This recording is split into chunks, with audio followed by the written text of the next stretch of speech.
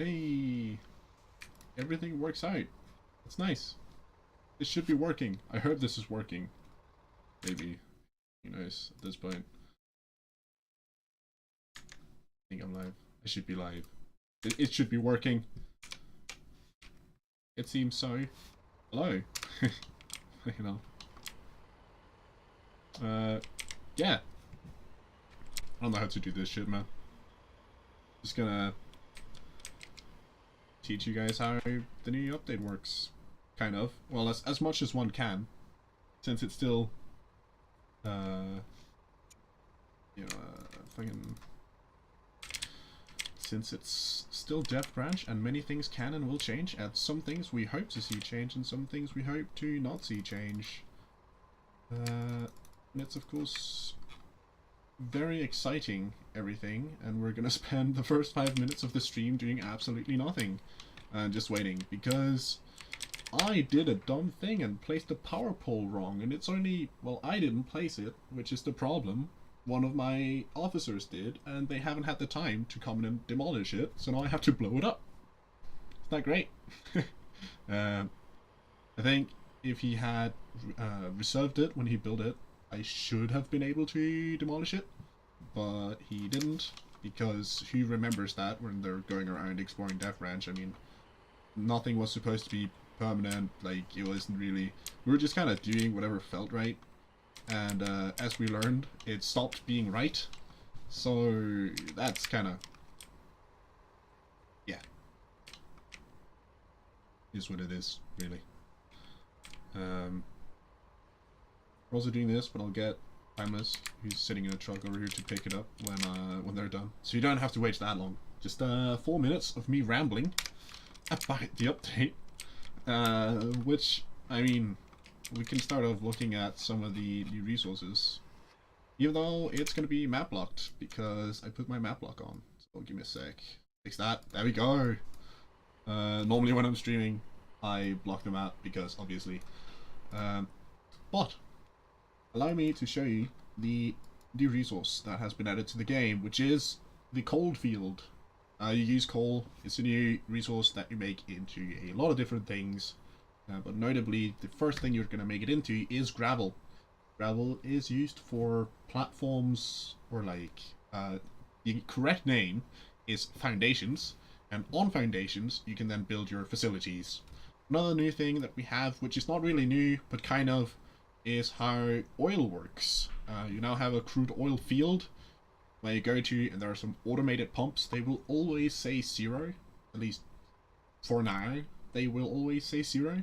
But if you go down there, there are some automated pumps, and they will slowly, over time, gather crude oil. And crude oil is what you remake into a bunch of other different things.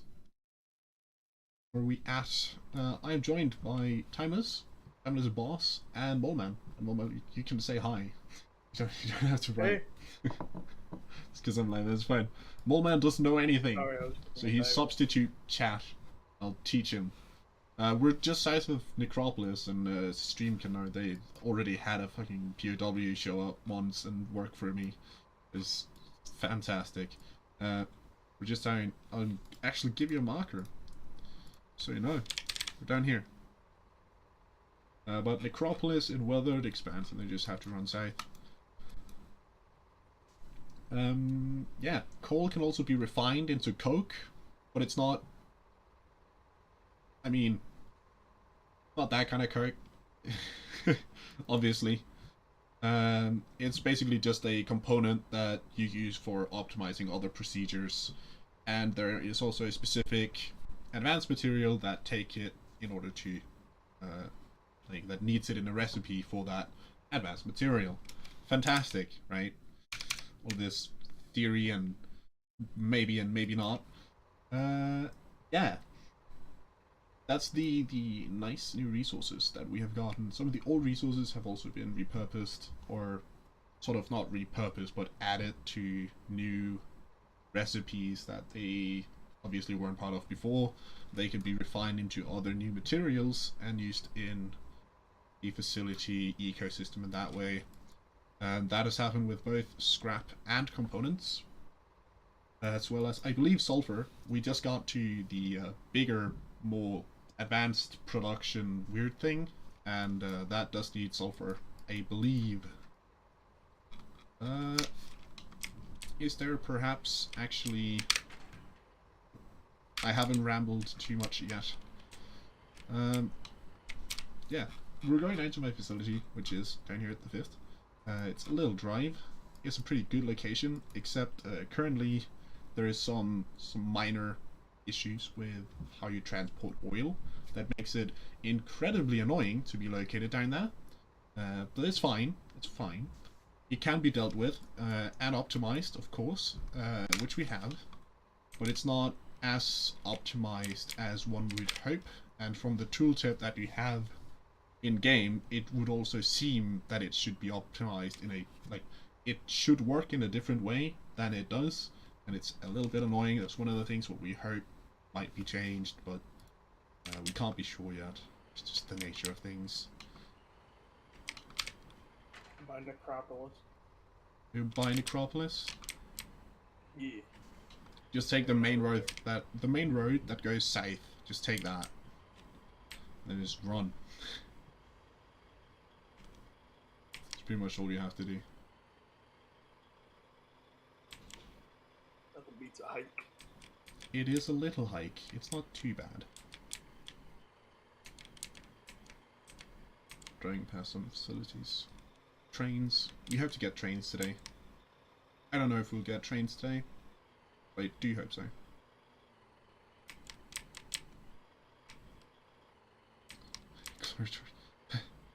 Oh fuck. Someone referencing Papers, Please in main chat. Or global. Nice. It's great. It's perfect. Also realized that my microphone is placed really badly for this, but it'll have to do. I was in fact moving it when I drove off the road. Just that every time I do these streams, there end up being like a PSA about keeping, like, drive when you're driving, don't do other dumb shit. Read chat, and it turned into a full PSA about not texting and driving. It's great, and now I'm doing it again. It's fantastic. I usually just try my hardest to run in the middle of the road and hope for the best. You should drive on the right side of the road, to be fair. Take the right. I mean, in Foxhole you should drive on the right side of the road. Also, to settle that debate, like, the driver's seat is in the left side of the vehicle. The driver's seat in any vehicle, in any country, is designed to be in the middle of the road. So if you're in Britain, the driver's seat is in the right side of the road. And if you're in the US, it's in the left side of the vehicle. So, you know, if your seat is in the left side, you should drive on the right side of the road. And because the devs have chosen to put the seat in the left side of the vehicle, you should drive on the right side of the road. It's not a hard debate. If they had arbitrarily put it like in the middle of the vehicle somehow, I mean, you would have still had entrance and exits, but if they had done something weird where you were technically sitting in the middle of the vehicle, then I could have accepted the debate. But you enter and exit the driver's seat on the left side of the vehicle, so I really don't see why people are discussing this. It's just Brits being Brits. Annoying little British people. I don't hate British people. I'm headed south. I'm now by the bunker base. The Necropolis. The bunker base? There shouldn't be. Oh, you ran past it. If the bunker base is on the left side of the road, you ran past it. If you open your map and you see a little tent, that tent is where we are.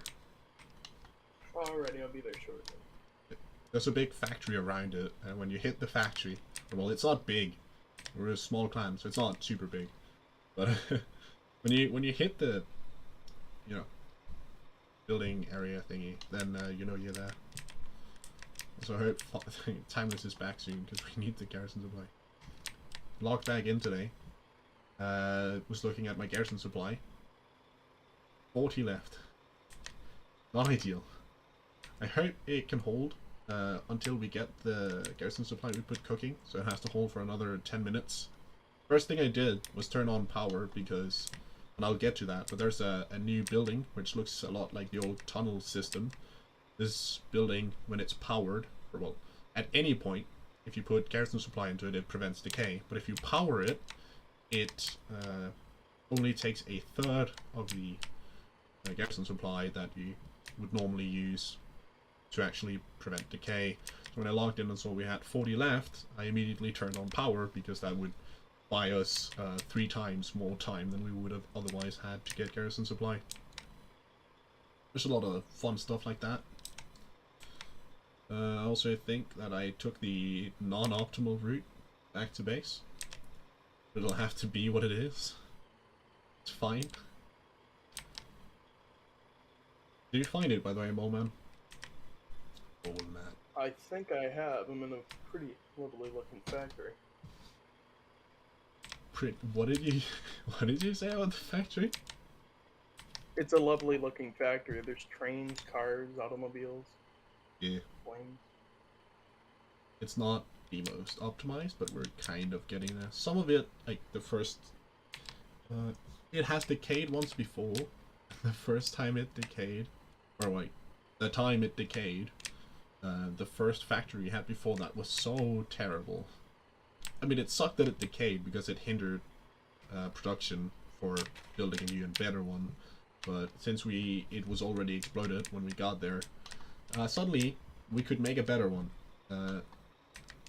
So it was good and bad. I mean, I probably would have designed a better one regardless, and it would have been faster if we'd had the old one. But on the other hand, we wouldn't have had 2 bases to supply all at once. So I'm not complaining too much, to be fair. Only a little annoying. Who needs Factorio? You got just Foxhole now. It can fill any need. Yeah, exactly. If you played Factorio before, cease at once. Play Foxhole. Or Foxtorio. We need you to help fight the collies. Yes. Anyway, I'm almost at base, or at factory, I guess.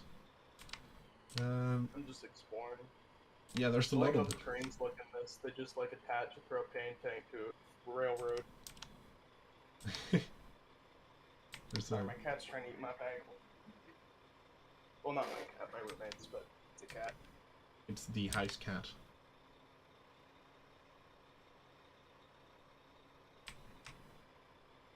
Alice has just disappeared. He was absorbed by the shadow realm. Scary. Ah, here's the base. We've probably run out of power though. I bet. Ta-da, everyone. Have a look at the glorious industrial complex. Have to see if I can get some power on again.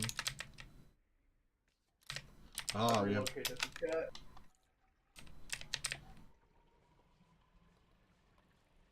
Nice. This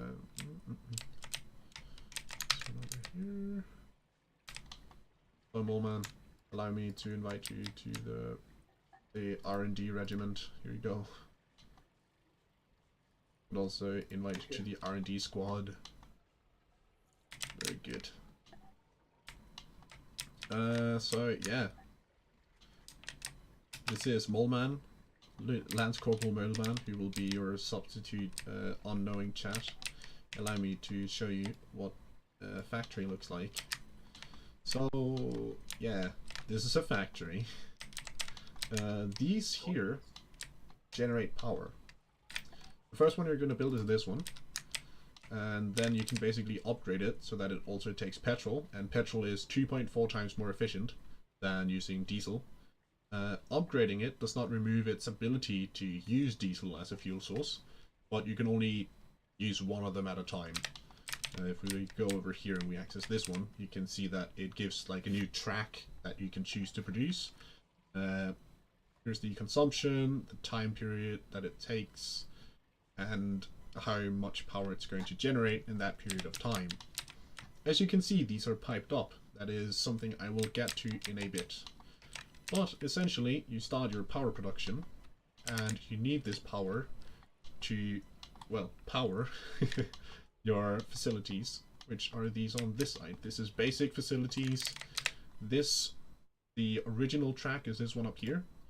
Once you have a few of these construction materials, which you of course get with salvage, you can upgrade it to have a smelter. The smelter then allows you to make 3 construction materials for the same salvage cost with an added coke cost. This is 3 times more efficient, or you get, it's not 3 times more efficient because you need another whole processing facility for actually making it, but in the same time as you make 1, you now make 3, with of course the added cost of running a coal, I don't even know, refinery.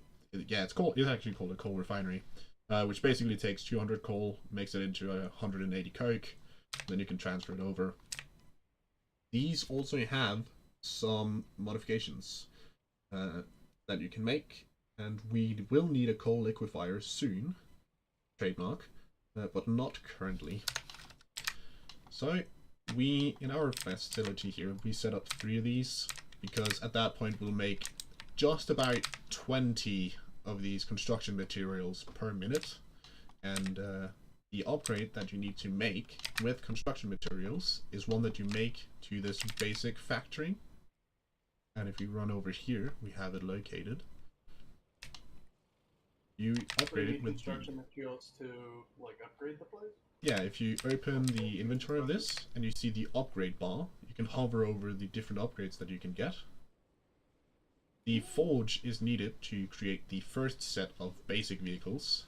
The forge allows you to make assembly materials too, which is perfect naming scheme. I love you, Siege Camp.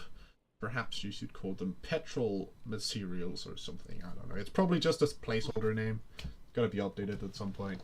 Oh, how's your facility? I'm so happy they added Do we have a big... So happy they added coke to the game. How did... sorry, come again, Waldman? I'm so happy they added coke to the game. Nothing like frontline addiction. Absolutely. Good. We also have a chat comment who's like, so how did your facility go since last stream? Last stream, we had the old facility. It fucking blew up. We ran out of garrison supply, and it all blew up. The only thing we have left from the original facility is these 3 coal refineries. And I think, like, this single basic material factory, everything else blew up. And yes, we do need...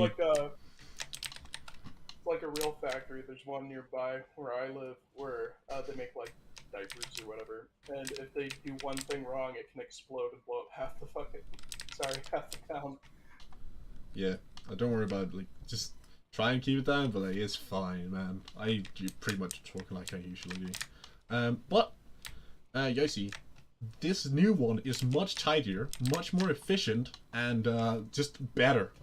Like, we had this mixed, like we had coal refineries mixed in with the normal material factories, and it was all kind of messed up and jangle and fucking terrible. Now we have a proper loading bay that is actually closer to the road, and we have a crane. It's all optimized and nice. It's great. Yeah, and we even have the crane set up, so like if someone pulls in with a flatbed, we can just easily offload it, and it's accessible by the little minecart and stuff. It's so nice. If we go a little bit further, need my truck with me because I have the high explosive grenades. You'll see our little minecart is over there. The minecart also decayed. That sucked because we had a fully, like, we had a 4 bucket minecart. That way, like, we have all the materials to make 2 more buckets, but we just don't really wanna. There is not that much utility for the little train. Like, it's so slow that it'll often be outproduced, or not outproduced, but like outperformed by a normal flatbed with a resource container. So you make these special materials, and you might ask yourself, what are these for? They are the first materials you need to build these standard vehicles over here. So this is just an unupgraded light vehicle assembly. We also ran out of power. Lovely. I think we also ran out of petrol, so we'll have to get some. Let me see if we can... Maybe there's a little bit left. Maybe this one got some... I should have prepped this way better. Oh, it is making power. Wait, why is this one not on then? Did someone connect the disconnect the power cord? Really? Yeah. Whoa. Okay. Not all buildings can be powered off. The thing is, like these buildings, you can depower the track that you want to run, but this, for example, you can't depower it. You have to disconnect the power lines in order to actually turn off power for it. So it'll just consume 2 megawatts without doing anything all the time, unless you go in and disconnect all. But to talk about what the assembly materials 1 and 2 are used for, they are used for making the first little small train, which is the BMS Mineseeker that I'm hovering over here. Here you have an idea of how much you need to build it. It's 1020. I think it was, yeah, and the small one is 15.5, and it's super hard to see which one it is, but the top one is the normal, like this, construction materials. Then you have the coke-based construction material, which is construction material 1, and then you have the petrol-based one, which is construction materials 2. You can also upgrade the basic truck here, and that only costs the construction materials, and that's why we have the Land Runner.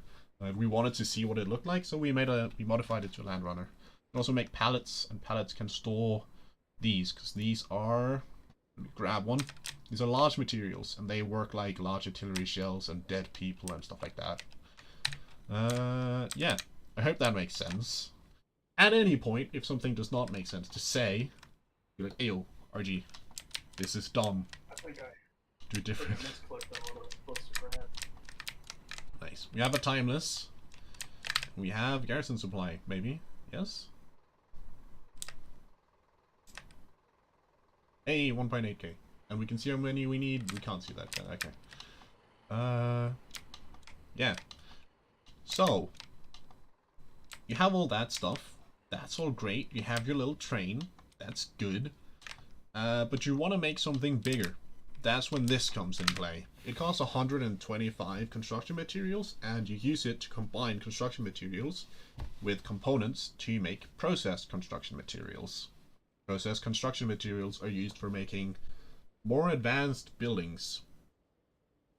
That makes sense? You have construction materials for making the basic facility vehicles, like basic facilities and basic vehicles use the construction material, and more advanced things used processed construction materials. Like a tier system. Whoa. Yeah. You can also use them for making pipes. And pipes, if we get to pipes. So, we should probably also talk about this whole thing. This is an oil refinery. Oil refineries convert oil to petrol. Revolutionary. Basically, it's really easy to get petrol now. It just takes power, and you can get petrol by refining oil. I mean, it's that simple. But what is nice is that if this is running, and you actually have oil in it, by the way, we do need oil soon, you can hook it up with pipes, which is, like, this is a mid-level facility thing to have. It has taken us, like, 3 days to get to having pipes. You could probably get it faster. We wanted to expand our general production so that our growth, once we started growing, would be more rapid.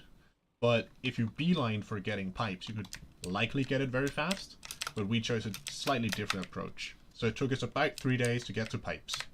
What pipes does is that once you put in oil in the refinery, so long as it's not made into fuel cans, it is in a liquid state.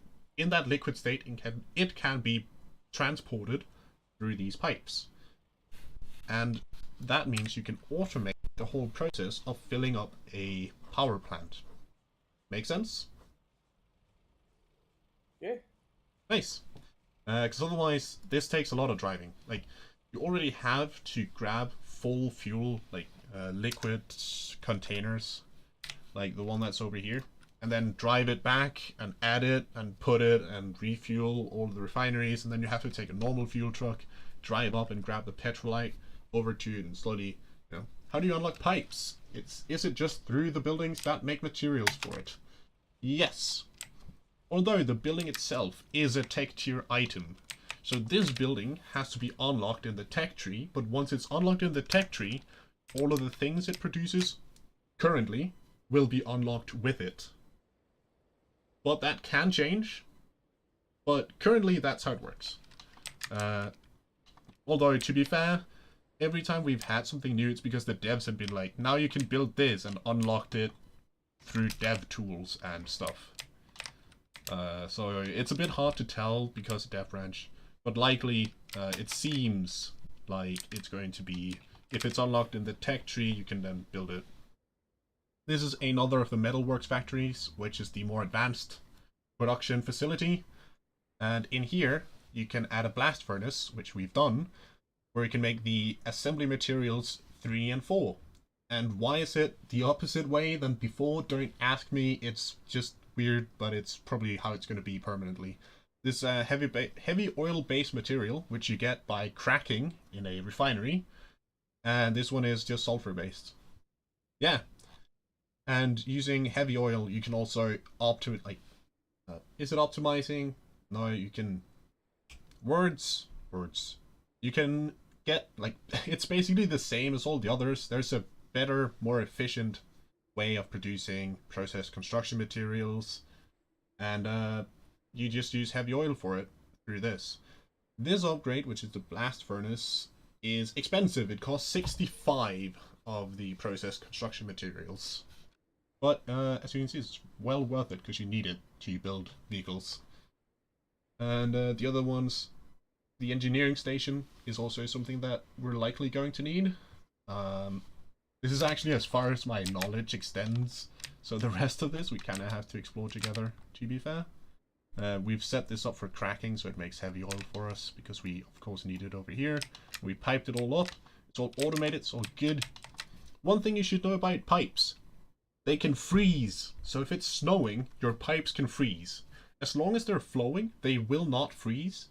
But if they stop flowing, and they are exposed to the cold for too long, and that is dependent on how, like, the severity of the snowstorm, they will freeze over. They can be reheated using a bonfire like everything else, but it's a pain in the ass because they have no visual indicator that they're frozen. But if it stops working and it's a snowstorm, try and reheating them before you go into panic. It's pretty important, because I went full monkey mode and was like, why is this no work? Yeah, I mean, Cool that they freeze. here's the train. I like the micromanaging and stuff like that. Yeah, the train is the big train. And it takes 8 hours to build, where it needs constant power, or else it's going to stop working. It's great. And then the advanced resources, of course. And that's only the train itself. You will need the coal bucket to, like, for holding coal, so that you can keep going. And currently we have the infantry car and the long rider. The flatbed car is unlocked. We haven't gotten the other train assembly things or heavy tank assembly things unlocked on Dev Branch yet, so we can't build it. But we can build these. That's what we're working on today, outside of explaining how everything works to you guys. I guess it would be better to walk out with a flamethrower and torch your pipes, lol. Yes. But we don't know if that works. I mean, the devs might have been like, nah, flamethrowers, they don't heat things unless you actually set fire to things. So, and we haven't tried, we haven't had the opportunity. Though I do believe, that's also building. Everything's a building. So the build menu is all kinds of weird now. It's segmented and wacky. Yeah. But the last thing that we need to make to have all of the production facilities here is, one, the vehicle modification center. Upgrading them to higher tiers. I don't think we're gonna build that, because I don't really feel like it's, if you don't know what that is, it's the vetted things. They've said it would heat stuff. Flaming buildings also do. Nice! Well, then yes. You're technician's flamethrower should definitely be at your base. That would be smart. Last thing we need is the ammunitions factory, which is where we can produce flame ammo, I think. There's another place where we can also make something close to... We haven't figured out everything yet, because unfortunately, like Clan says, it takes a little bit of time to get everything just right. It's a very bad excuse, I know. RG sucks. It's fine. Yeah, this one. The engineering station.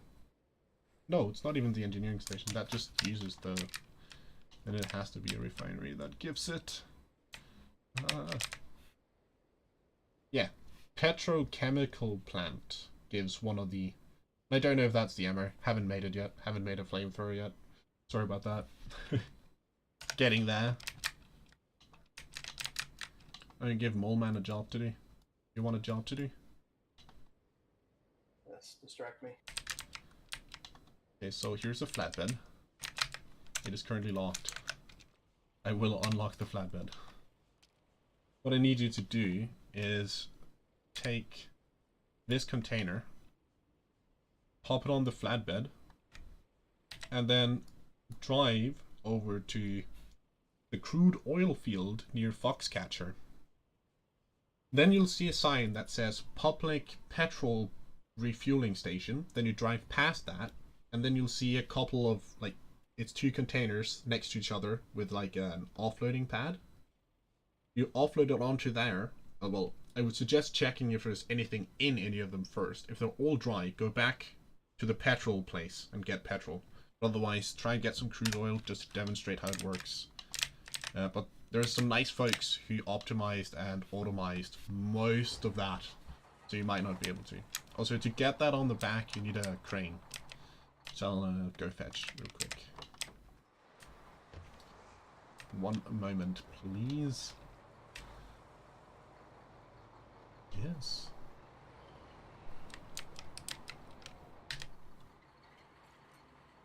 You do have to package it. Do you know how to package items? No. Again, I haven't played in like since '83. Yeah. Right, come up to me. You open the inventory. Yeah, just in person. Come up here. You open the inventory. You see there's something that looks like a cardboard box with an arrow going inside of it? Yes. Okay. This still has petrol. What the? Yes. Let's just refuel all of our things. But that's how you package things, and packaged things can be transported on flatbeds, but it can't be accessed while it's on said flatbed. Also, we're just gonna turn this off. So that's, yeah. That's how rapid transfer works. Bulk transfer. Let me see if we can actually access our fuel runners. Can. Right. Would you jump in the outermost fuel runner?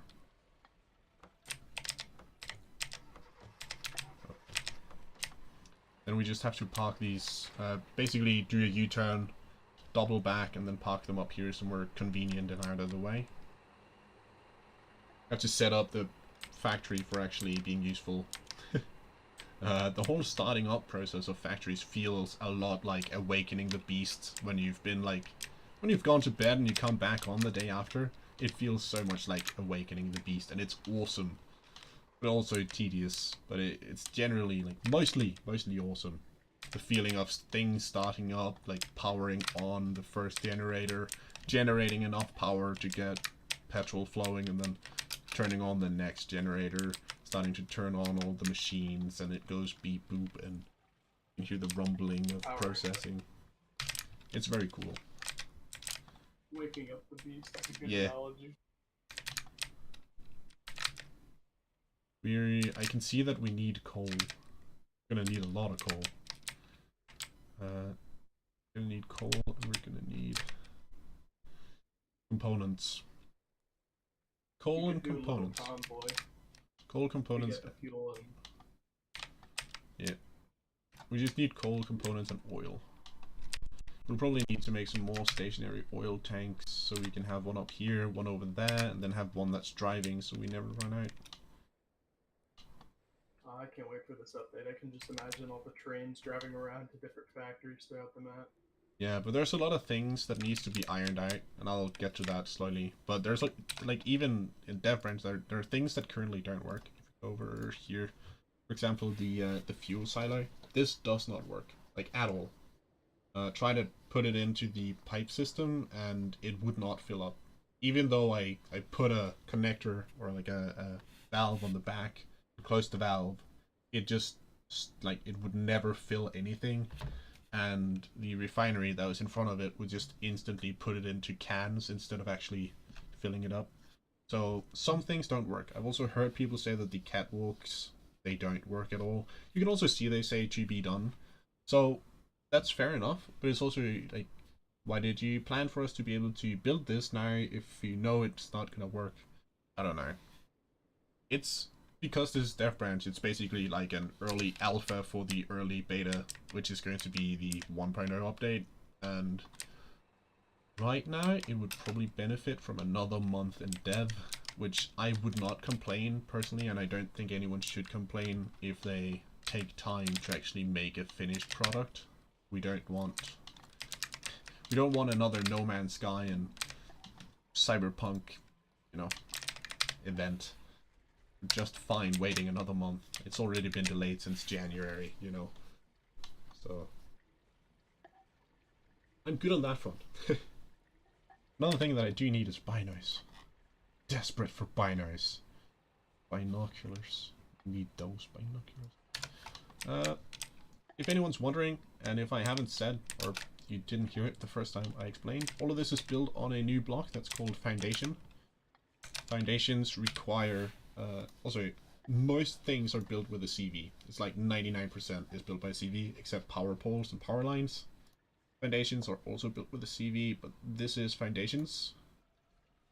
Foundations are these big blocks that we're standing on right now, and they take a new refinable resource, which is called gravel, which makes sense. Could be concrete, but it's gravel. And gravel is made by refining coal, because that makes sense in a normal refinery. So that's pretty cheap to get, which is nice.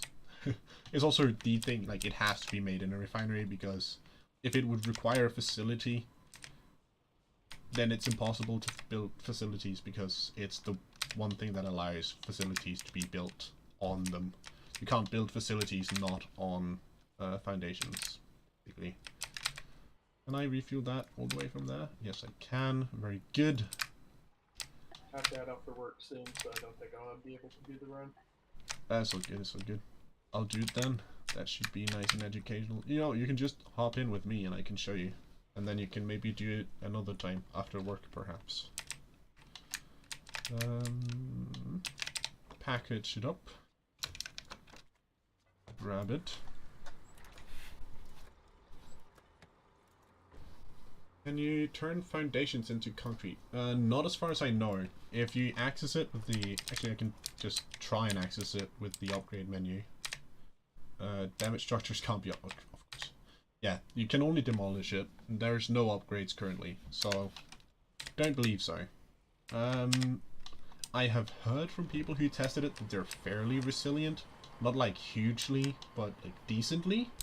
The only thing is, anything that's on a facility, no, not a facility, on a foundation, when it blows up, like breaks, will also blow up. So if you ever attack a facility and you intend to destroy it, currently, the best idea to, like, destroy a facility is to blow up the foundations that it's standing on.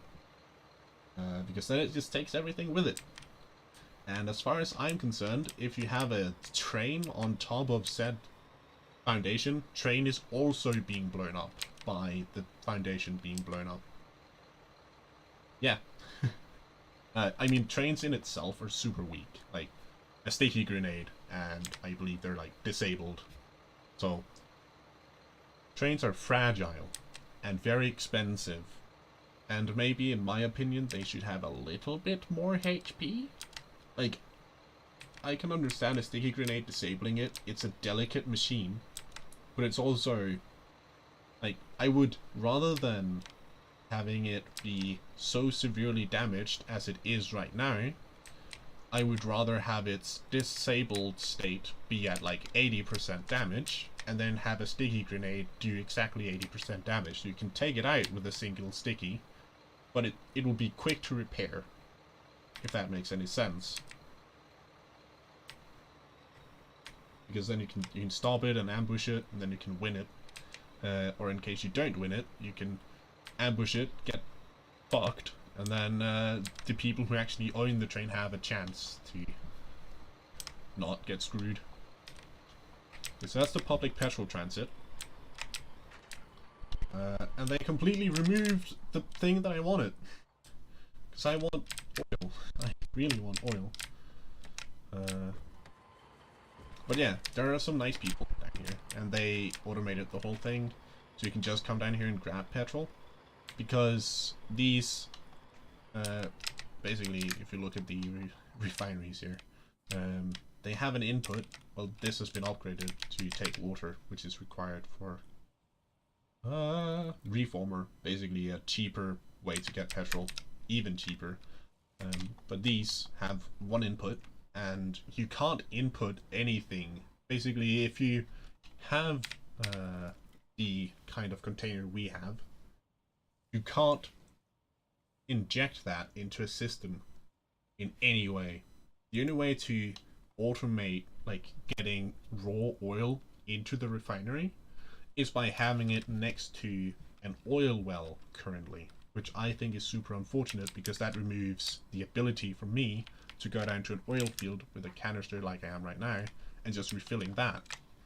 Which basically means that building a base like ours, which is over here, is really dumb, and it's much smarter to build it next to a crude oil field because you need crude oil for so many things.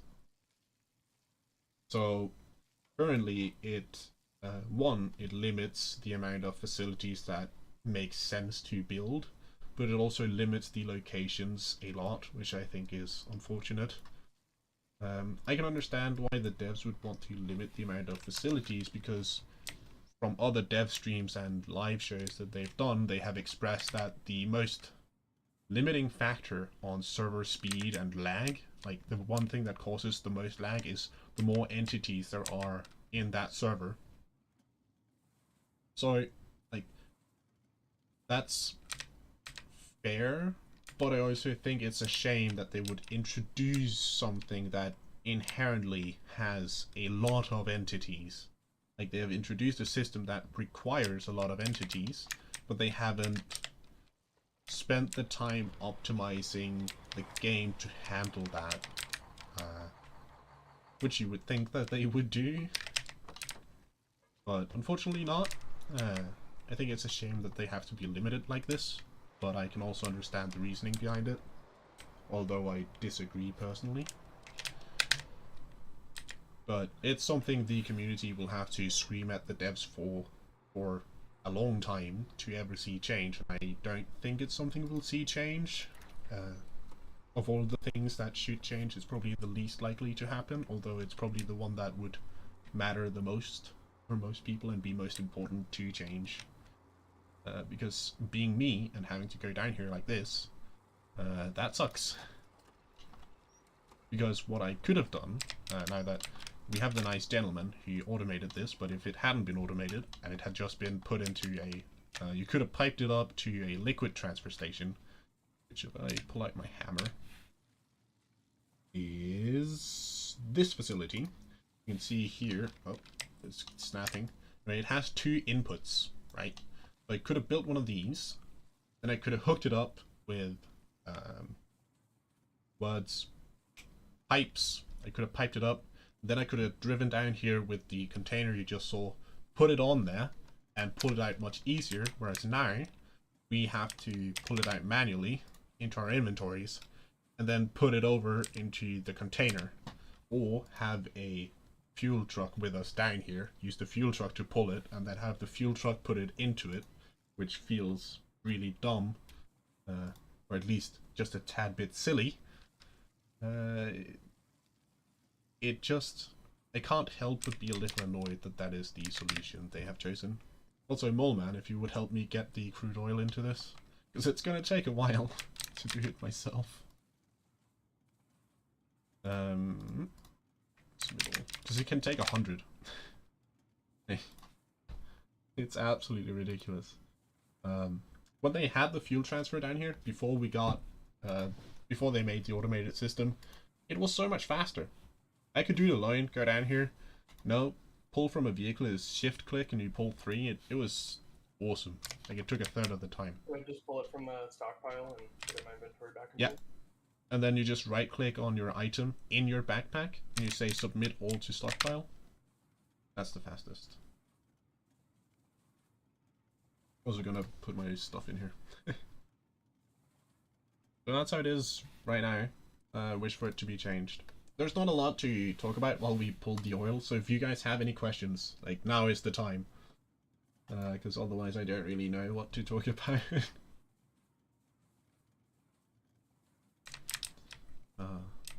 Sweet, sweet oil. Oh, still do the dumb thing.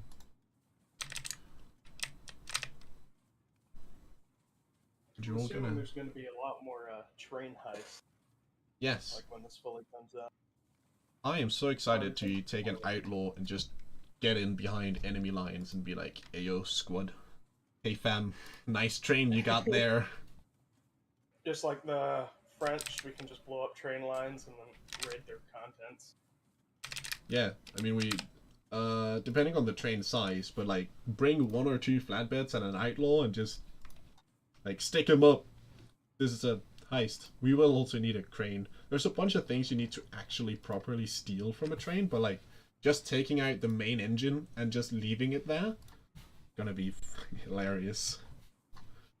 I mean, it's gonna happen to me and I'm gonna be salty as shit, but in a good way, like in the good way.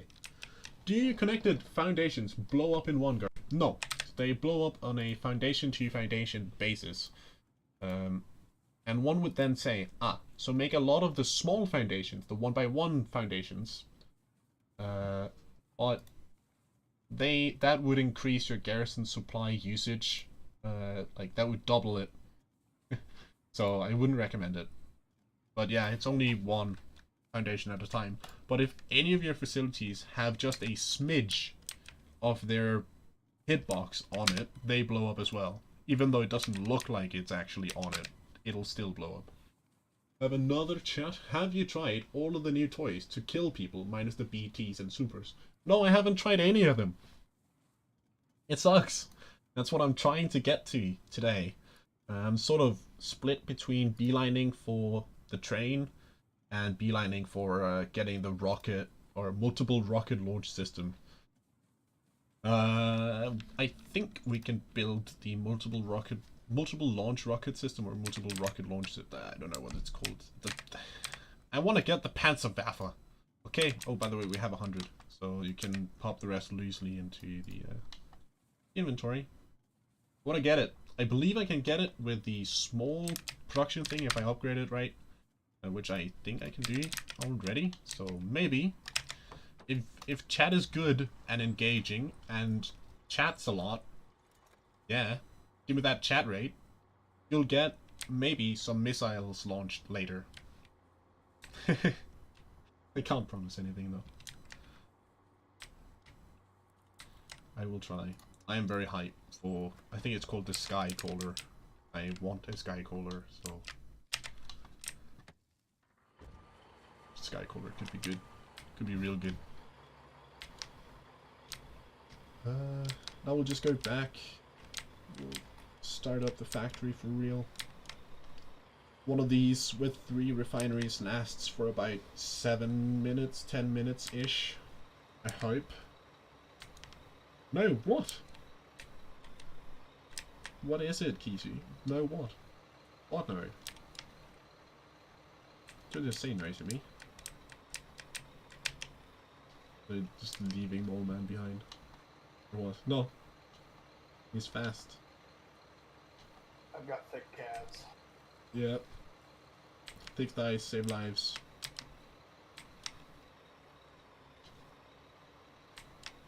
Worst part is, I'm pretty sure it's good roads all the way. So, you won't even get the debuff that hard. I think you can keep up with me all the way. Can they change iron ships? I'd be surprised if we could ship stuff now. That's actually... I feel like I'm chasing the school bus in an 80s movie. I am slowly losing you in sight, so I think, yeah, that is very much like chasing the school bus in an 80s movie. We just need the manic pixie dream girl looking out the back window and encouraging you to cycle harder. And slap the side of it and pull off like a banner. Oh god. One stop. That would be peak enjoyment. We won't behave. You will behave because I tell you to behave.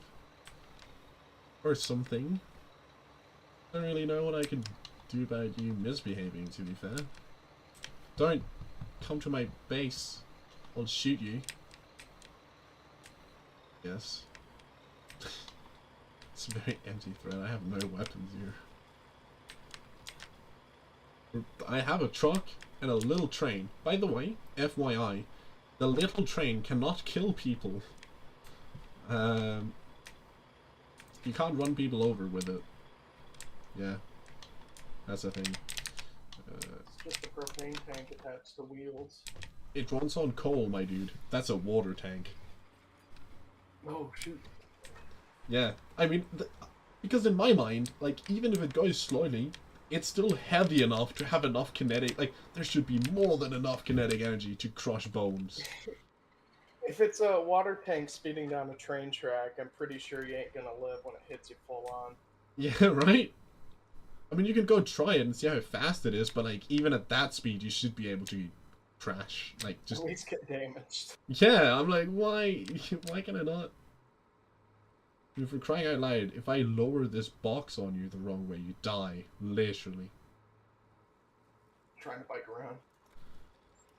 Except on the bike. You're invincible on the bike for some reason. I don't know why you're invincible on the bike, but you're invincible on the bike. Right, let's unpack the shippable and demonstrate to you how the automated...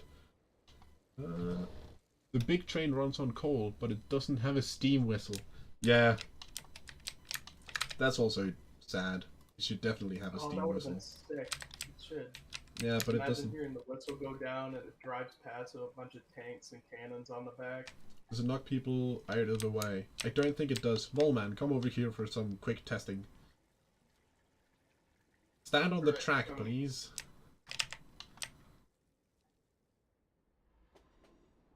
Going full speed at... This is pretty much full speed, by the way. Just stand still. No. It does absolutely nothing. And the only sound effects that the train has is like the click-clacks of driving and then the whining of the brakes when it stops.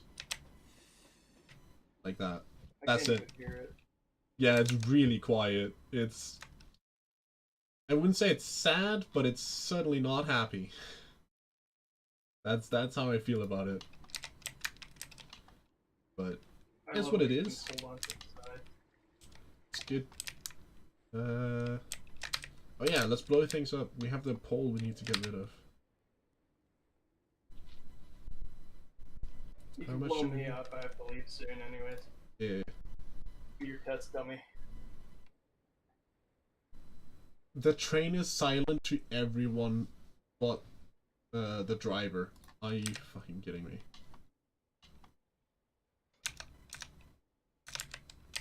That sucks. We'll move. Would you like to be killed now or later? I have to leave like now, like 10 minutes. Here you go. Have a good day. Have a good one. The pole is over here. Thank you for being my test dummy, mole man. Anytime, if you need a guy that don't know nothing, I'm your man. Great. And if, when you start knowing things, we can just load them up on some wine. It's good. Good stuff. Let's see here if we actually start. We have to find the one that's actually hooked up to the one that's refueled. But if I come over here, choo choo, just come in. recalled on Reddit that the dev said that on you press left click for. But well, I guess we'll have to find out. I haven't built the train yet. I know that the small train doesn't have anything, any kind of whistle or any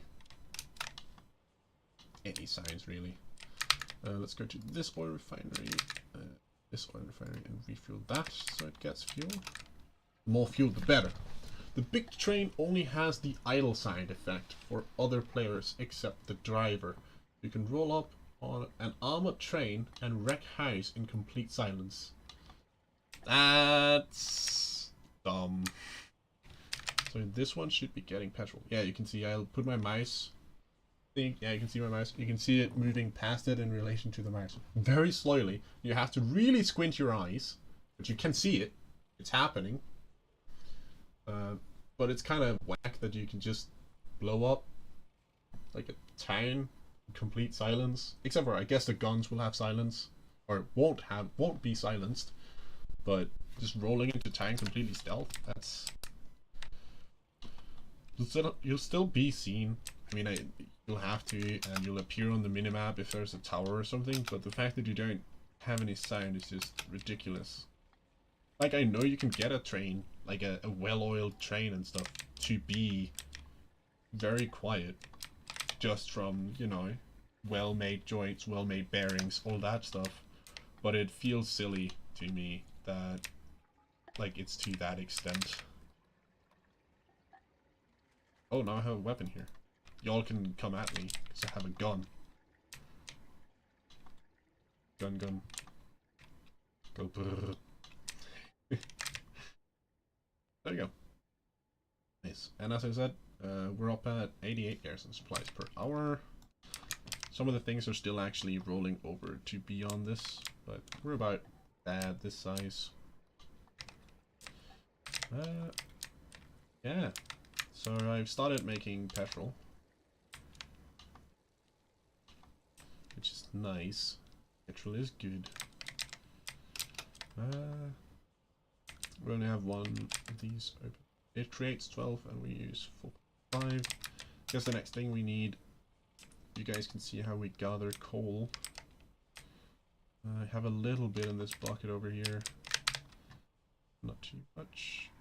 And a little bit in the resource container. Is the resource container damaged? Oh man. Timeless, are you still present, my friend? Yes. Could you... Oh wait, no, we have basic materials. Okay. Could you fetch some scrap? There should be both a flatbed and at least 3 containers here available. Yeah, alright. Thank you. Once we have the basic production up and running, I'll start producing the processed materials so we can maybe get a train at some point. That should be good. What's the general consensus about the update among clan leadership? That is something I would have to read up on. But there's a lot of hot takes, I can tell you that. I've seen some general hot takes. But I can tell you that there's a lot of excitement, obviously. But it does come... Like, the only people that I know for certain... Oh, fuck's sake, I forgot to package it. The people I've spoken to where they're like 100% hype for it are obviously larger clans where the whole manpower and how do we even maintain this stuff is not as much of an issue, obviously. They only get the good side of it, which a lot of people have discussed. Like, a single logi man will not be able to make a lot of the vehicle variants because they require quite advanced production and facility setups. I would say with 4 guys working on your facility, you can build and maintain this platform. And I haven't built any of the upgrades yet, but I believe you will get, like, you would be able to get, except the weapons platform, you would be able to get both tank factory, field station, and rocket facility built and you would likely also be able to actually do the modifications to the vehicles. It'll just take you longer. But 4 people can make a fairly optimized facility if you just want one of these. It gets more cumbersome the more things you want to make. So I suggest, if you're a smaller clan, especially like us, we're probably gonna go for, of course we want a train. I mean, everyone wants a train, right? But we are likely just going to build this platform and upgrade it to the rocket factory. And depending on what changes will be made, like at max, we'll likely only get like one of these. And it'll probably be the tank factory, because obviously assault legions do need them good tanks. I am very excited for Foxhole 1.5, my friend. Big plant. Big insert name plant. Honestly, I think the big eggplant people are going to be the people who gone and maintain these facilities. I know for certain that there is going to end up being public facilities and public factories. And the people who are going to build and maintain those are going to be the true big eggplant people. Big wangers. Package this up. Also have to remove the road, and that power pole there is terrible. I have to reroute that power. I wouldn't mind making a small facility to feed a bigger facility that's run by a bigger group. I think we're also going to see that, but the problem is, at that point, why would you make the small facility if you can just work with the bigger facility to incorporate your help in their design? And why not just join the bigger facilities group of people? Foxhole Military Industrial Complex. Yeah, the Foxhole Military Industrial Complex is just... We're probably going to have more than one, to be fair. Need tanker cars for the small railway, though. Yeah. More ways to transport liquid would be nice. Especially, like, you can see how much trouble I have with just these 3 and setting up this specific container. I don't think there's a spot I can put it to have all 3 of these refineries actually reach it at the same time. So I have to juggle it around. Having some kind of container that can grab fuel in the small train would be really nice. Especially with the liquid transfer station, because then you could hold this up to a liquid transfer station and use the train to transport it around. That would be a solution to one of the issues I raised earlier. Farming and food mechanics incoming. Hell no. Please. Please. No. That's how you make shirts. That's how you make shirts. God dang, no. Please. Please. Save me from the insanity that is farming. I'm gonna burn all the crops down. Oh no. Insane. Yeah, now this one doesn't work because it can't access it. Enslave the wardens, make them farm my food. You know, you might say that, but you're not the one who had an opposing faction's prisoner of war work for you, huh?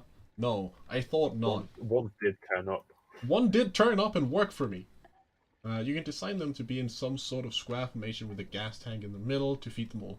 I will say this, like the tri-stack layout worked before. I'm pretty sure it's just this single one pole right here. This one. This one is why it can't connect to all 3. So once I remove this and I rethink my power lines, probably just putting it like right off to the side right there, it will likely work again. Silence Blueberry. Chat is not acting very nice, Timeless. Should we build a train to show them how it works when they're being this not nice? I don't feel like it. I don't want to build a train anymore. Guess we're not gonna have a train, huh?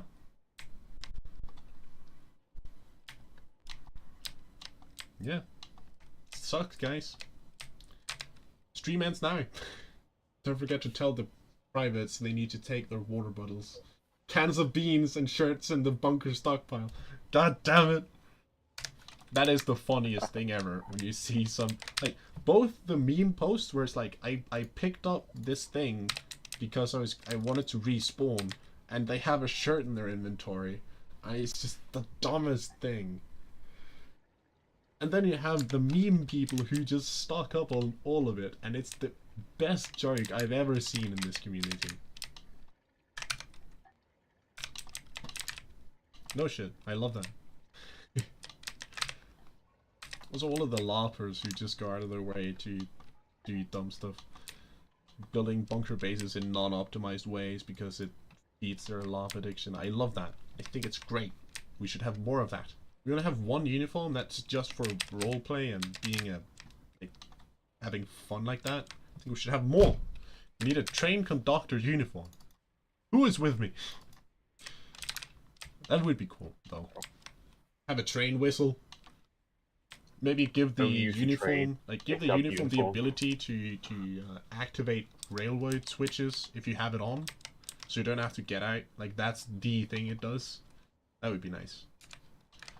That would actually be real neat.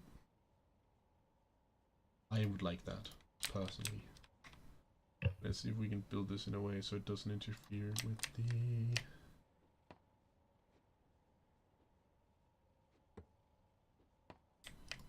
I were warned, and I told you to shut the fuck up.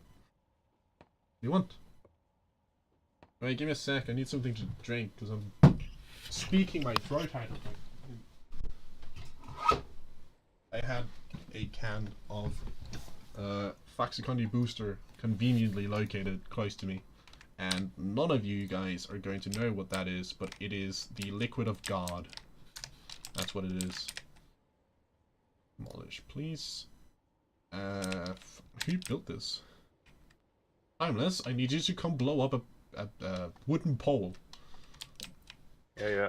Thank you.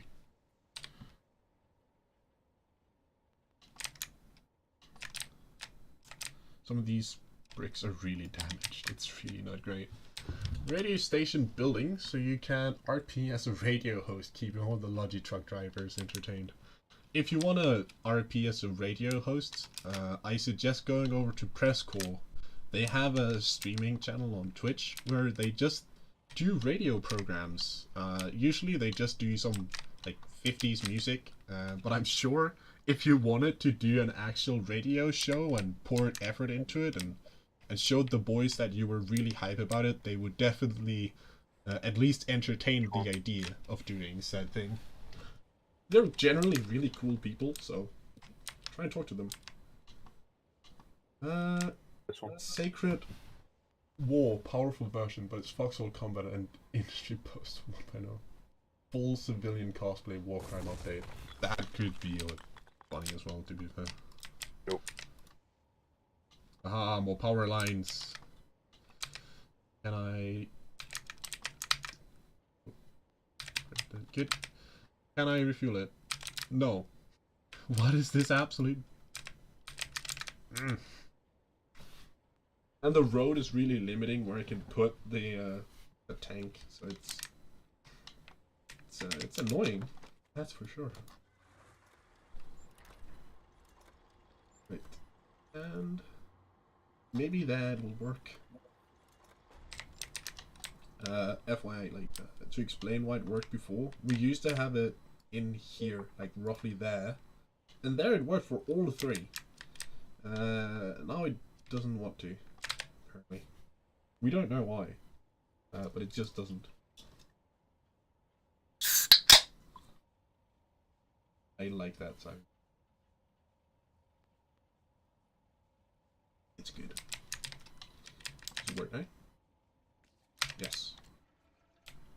Does this work? Yes, it does. Nice. Haha, finally solved that long issue.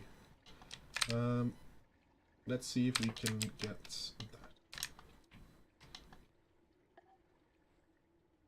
By the time how's it going getting scrap? I know I called you back in the middle of it, but... Also have finished. a crane. Big crane. 6.5 megawatts until I disconnect. 0. Okay, let me see if I can enlarge chat a little bigger. Ah, more readable. Nice. Just got a third monitor the other day. First time I'm streaming with it. The whole point of it is that I can read chat while having Guilded and Discord open on my second monitor. And the text was a little tiny because it's further away than the rest. Or I'm just blind. You know, you decide. You want to be derogatory towards blueberries, you can call me blind. Why is there there are some components in here, well, I guess. Yeah. Personally, speaking of, you know, large clan leaders, if they're hype or if they're like what they think. Personally, I'm pretty hype. Like, I've seen a lot of people be very skeptical, be like, it's going to kill the solo logi person's experience and ability to actually make a difference. This is very much the Vision trademark, but it's never been like the devs have never hid that it was a very clan reliant game. Like they wanted it to be a people come together to make something together. It's like it is a group project. It is intended to be a group project. So I think they have just gone with their Vision, the Vision trademark, which is a very old joke and none of you can understand it. But yeah, so personally, I'm not that surprised that this is how it works, and that this is a necessity in the update, and that's how they chose to do it. I also want to say, what do you mean? I also want to say that it's not. I don't think it's as bad as people make it out to be. Maybe if they made 3 people able to do what 4 people can currently do, that will probably be better.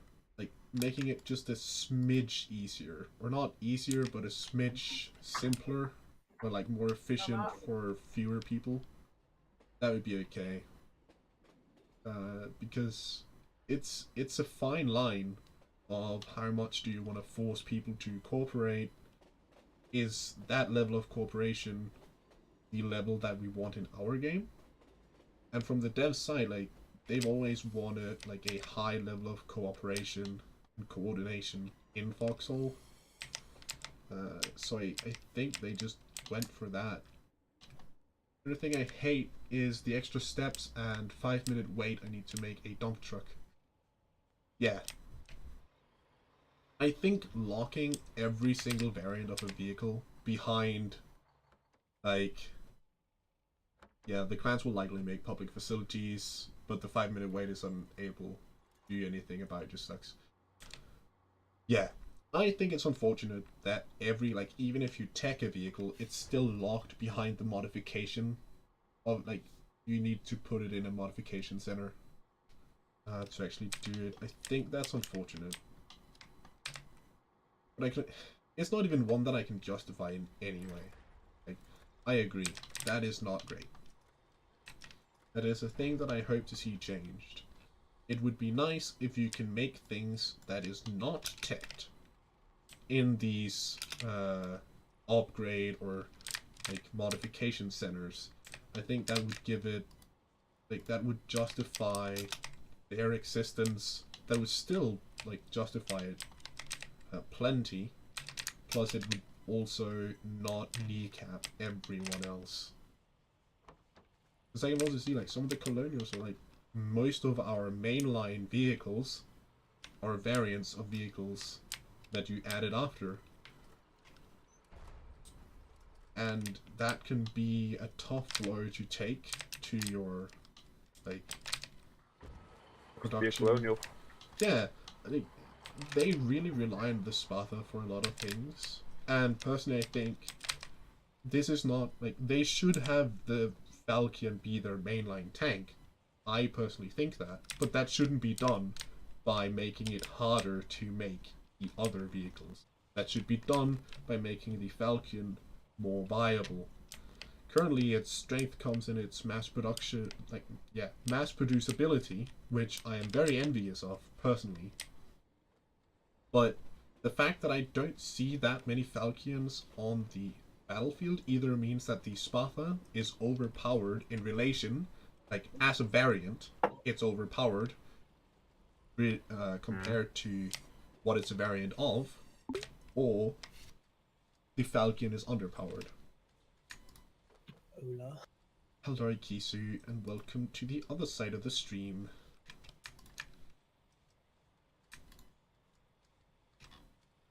Oh wait, no. Are we building a train? We're working on it. First, we need some more construction materials. Oh, excuse me. What do we need for that? If you could get coal, because then I have Timeless working on scrap and you working on coal, then we'll get the basic or the construction materials. Then we need components, and we need to combine components and construction material to make processed construction materials. And then we need to make some construction material 3 and construction material 4, which requires sulfur and heavy oil.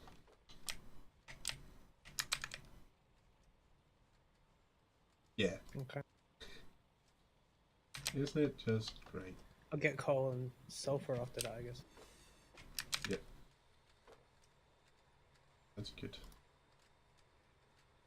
We're pretty caught up on scrap, so if Timeless also switches to coal, that would be great.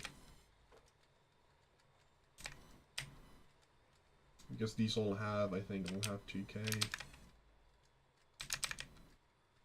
That's 4k, and this has 3.8, yeah.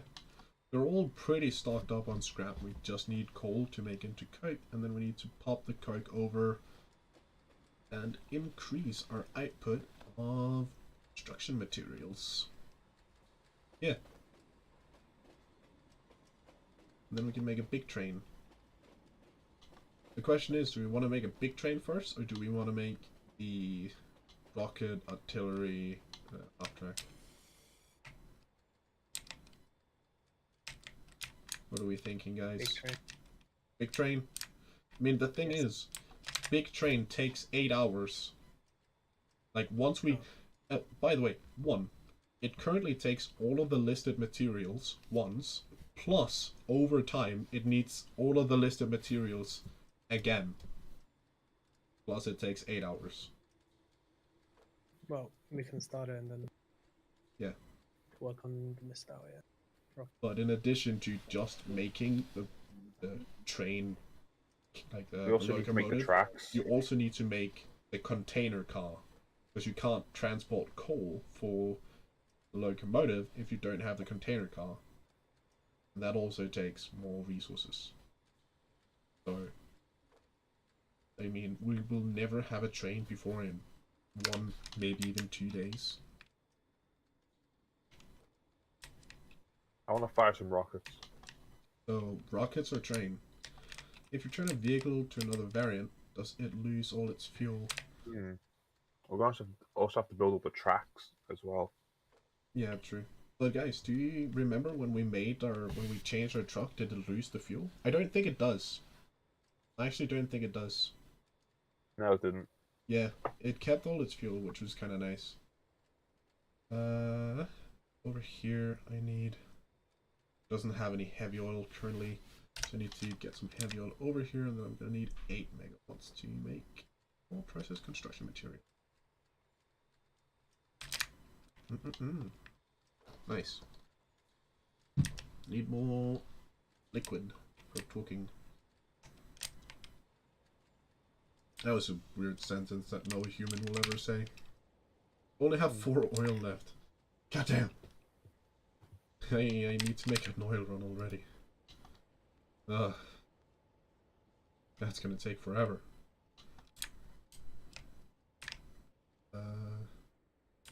Where did I park it? Did you take both the flatbeds?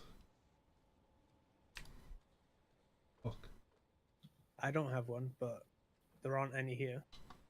We I have one. We had 2. Where's the... Did someone join our flatbed? Oh, they might have. Well, guys, we need some flatbeds. I know how to possibly maybe get some. No more questions from chat. Give me more questions, chat. I live for them questions. Oh. Can facilities be accessed by both sides? That would be cool. I haven't actually tested that. If any of you are colonial... The POW said couldn't. Yeah, I'm pretty sure that you can't. But I agree, that would be cool. I mean, technically, all of the buildings are neutral buildings in terms of how they look. Like, they don't have any asymmetry at all. They also don't have a husk, so you can't even rebuild them. I think it could be cool if you had, like, the ability to use a wrench or use, like, something, or rebuild it. Like, even if you had to blow it up and rebuild it in order to use it, but, like, at half cost or something like that. I don't know. And you would be able to rebuild it and reuse it, even though it wasn't originally yours. That would be nice. How long are you going to be playing for? It is currently 15:30, so I will likely be playing for another hour.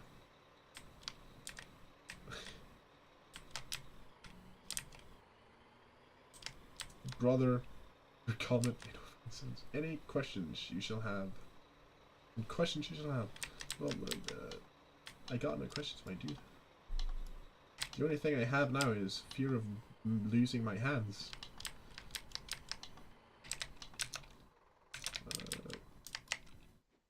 I love gathering rare resources. People don't understand how useful this is.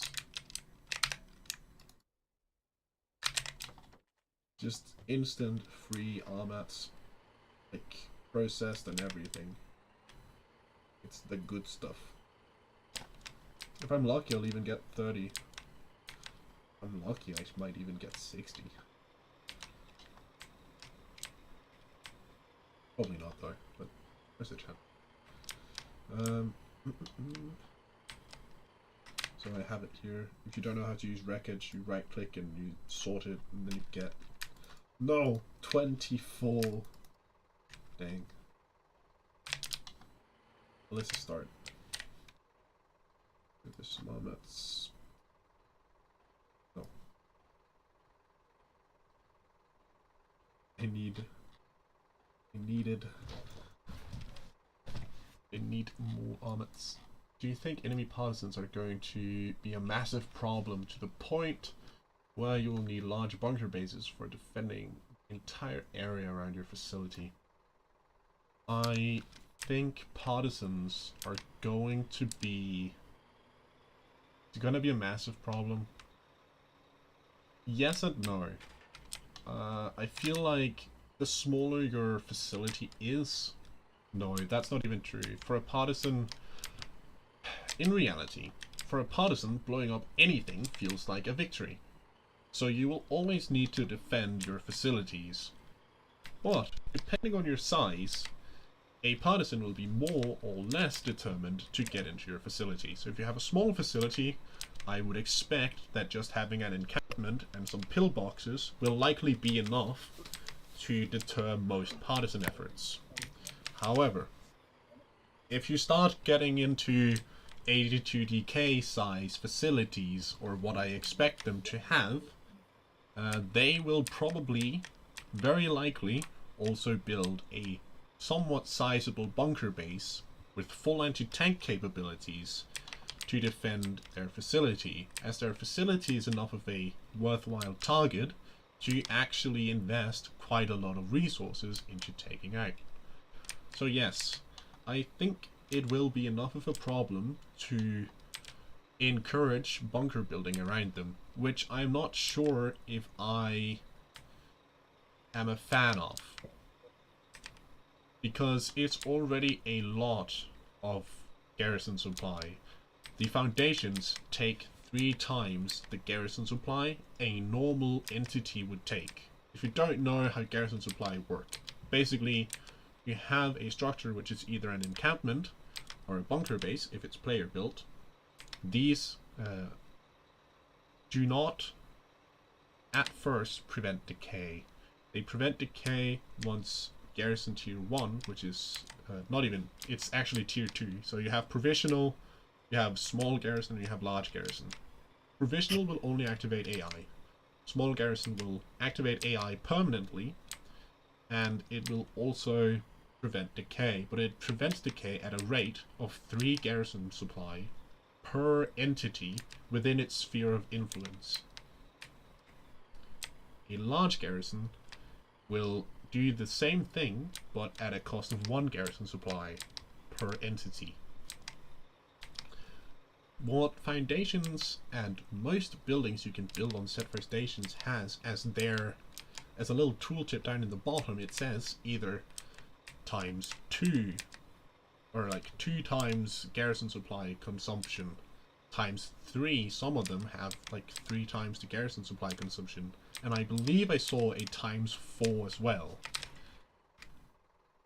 If you combine that with having a big bunker base, which usually in itself can strain even the largest clans if they go overboard, of course,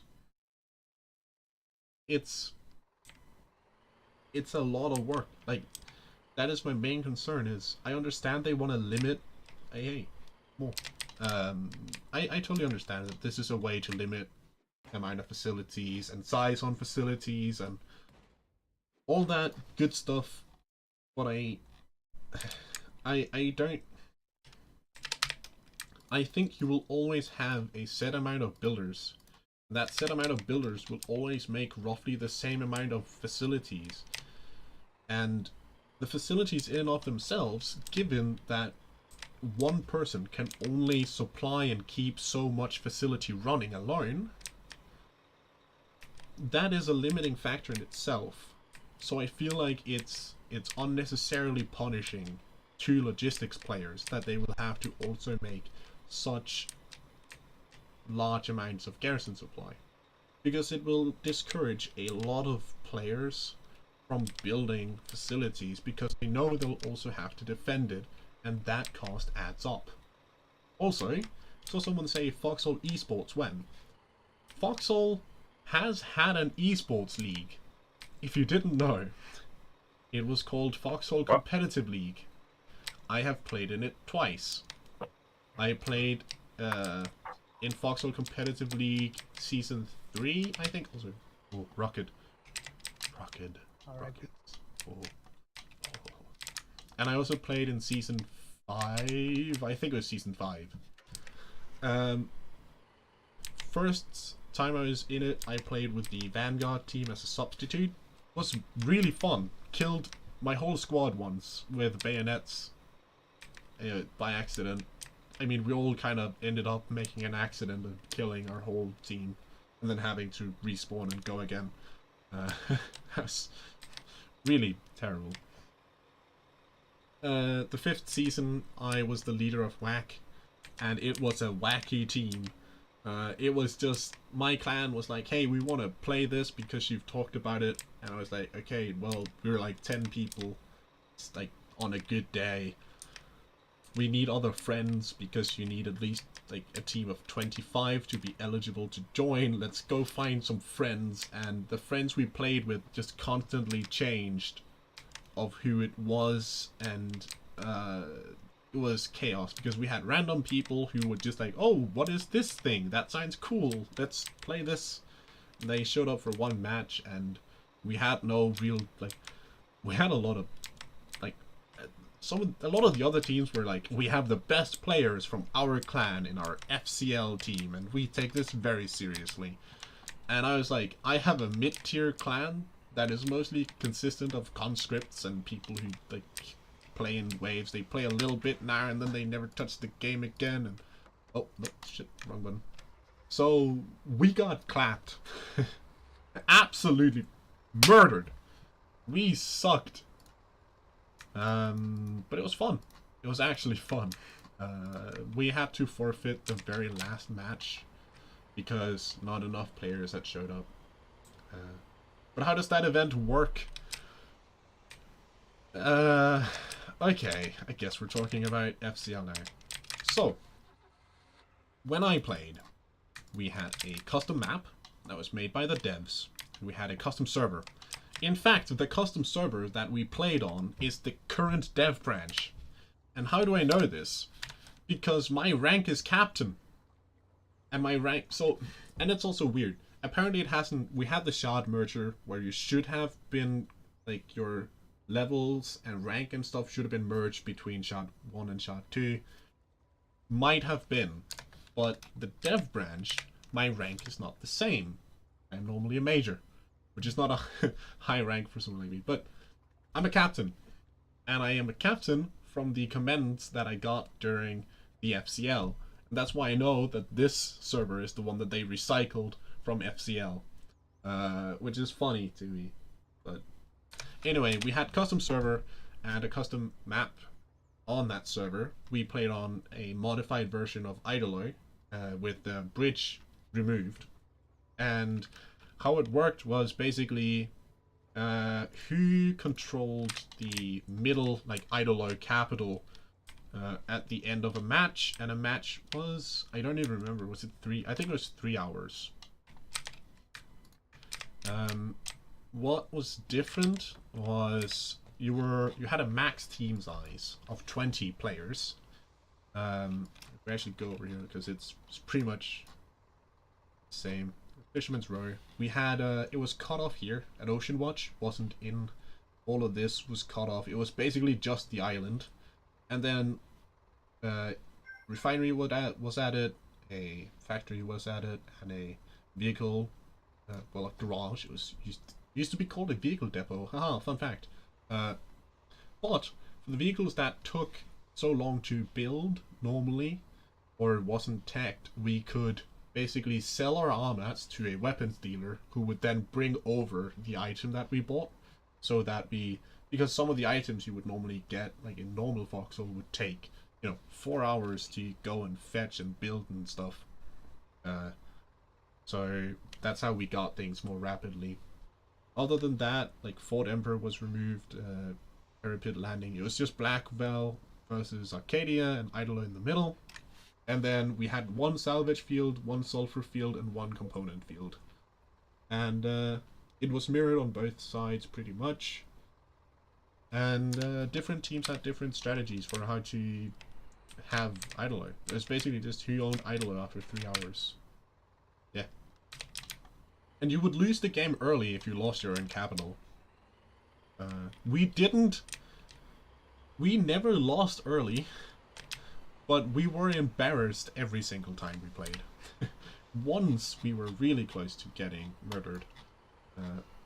We were pretty much the team that was in the competition to be the worst team. But that was fine. And honestly, I knew it would end like that, but people got the experience of being like, oh my god, I've played an FCL, and that was good enough for me. They said that they're gonna bring it back for 1.0. But seeing the state of the update, I feel like we might have to wait a little bit for them to fix some of the bugs and do some of the stuff that is to be done, stuff like that.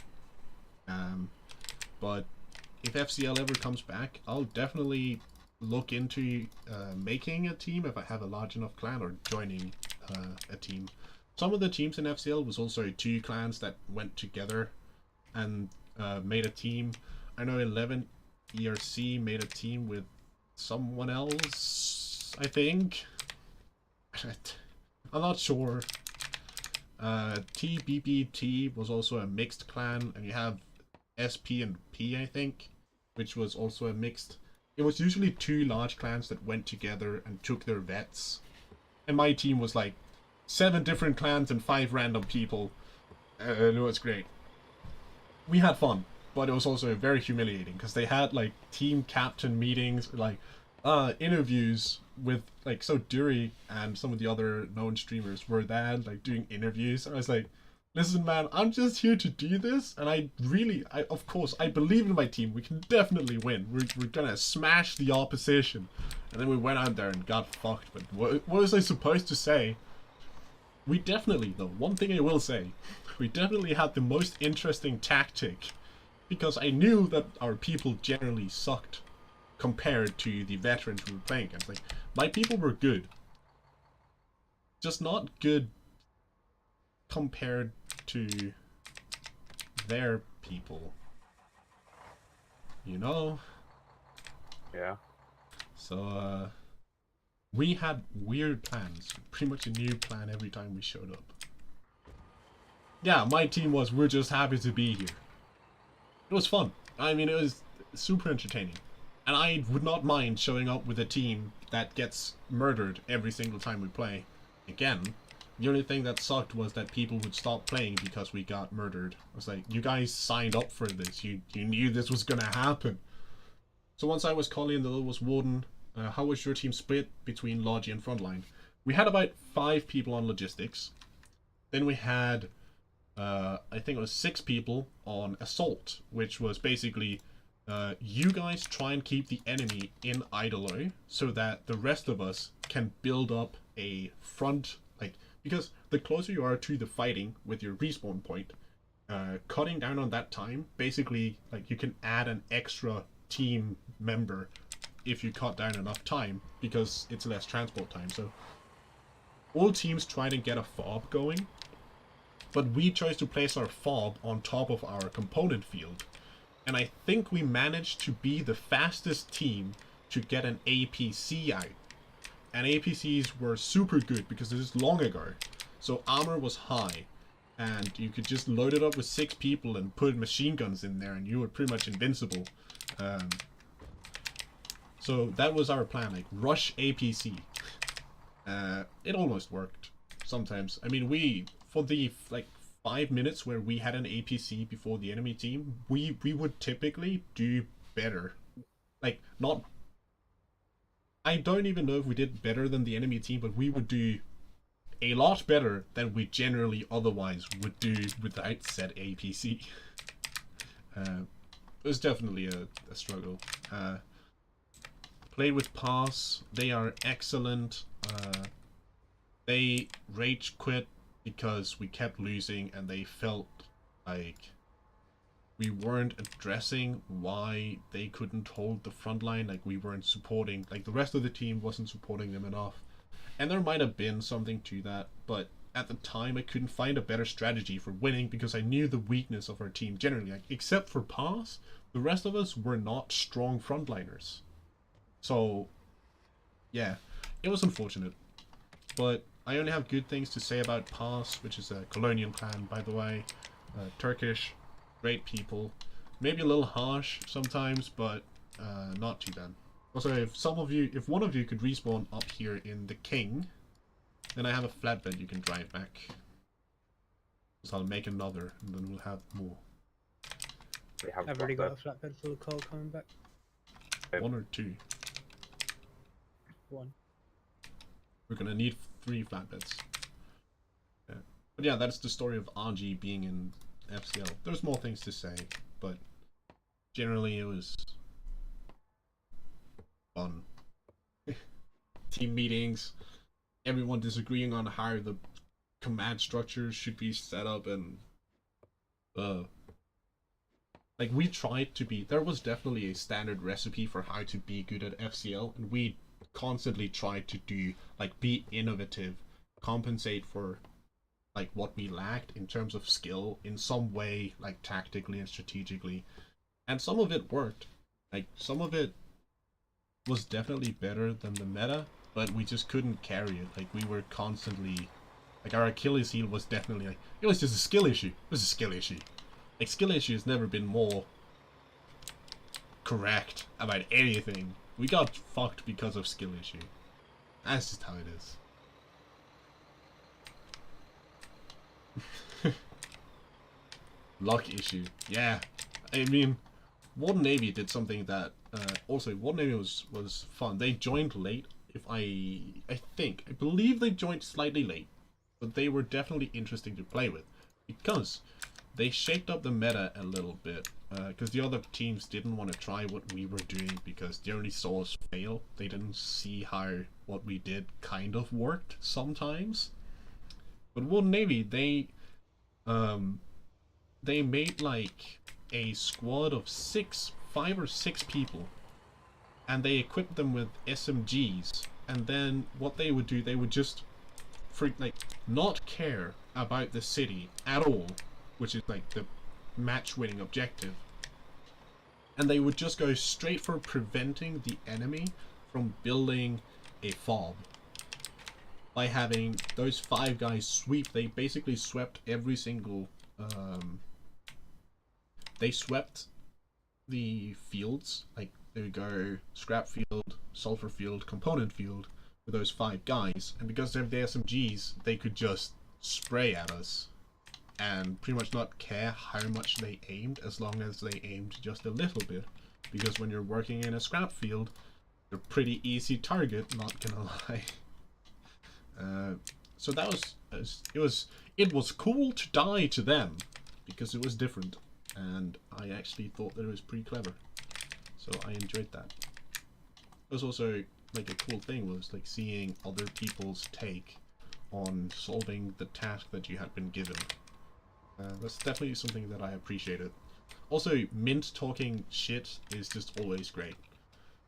He is a meme in an office himself, and if he ever leaves Foxhole, he will be remembered as a legend, I think. Probably also as a shithead by some, but at least he's funny. Okay, boys, there's a flatbed parked that's squad locked for us. Right in front of the vehicle garage that you can go grab. Any more questions for FCL? You stolen a... Well, could someone respawn and get our truck then? Because the half-track truck is up there.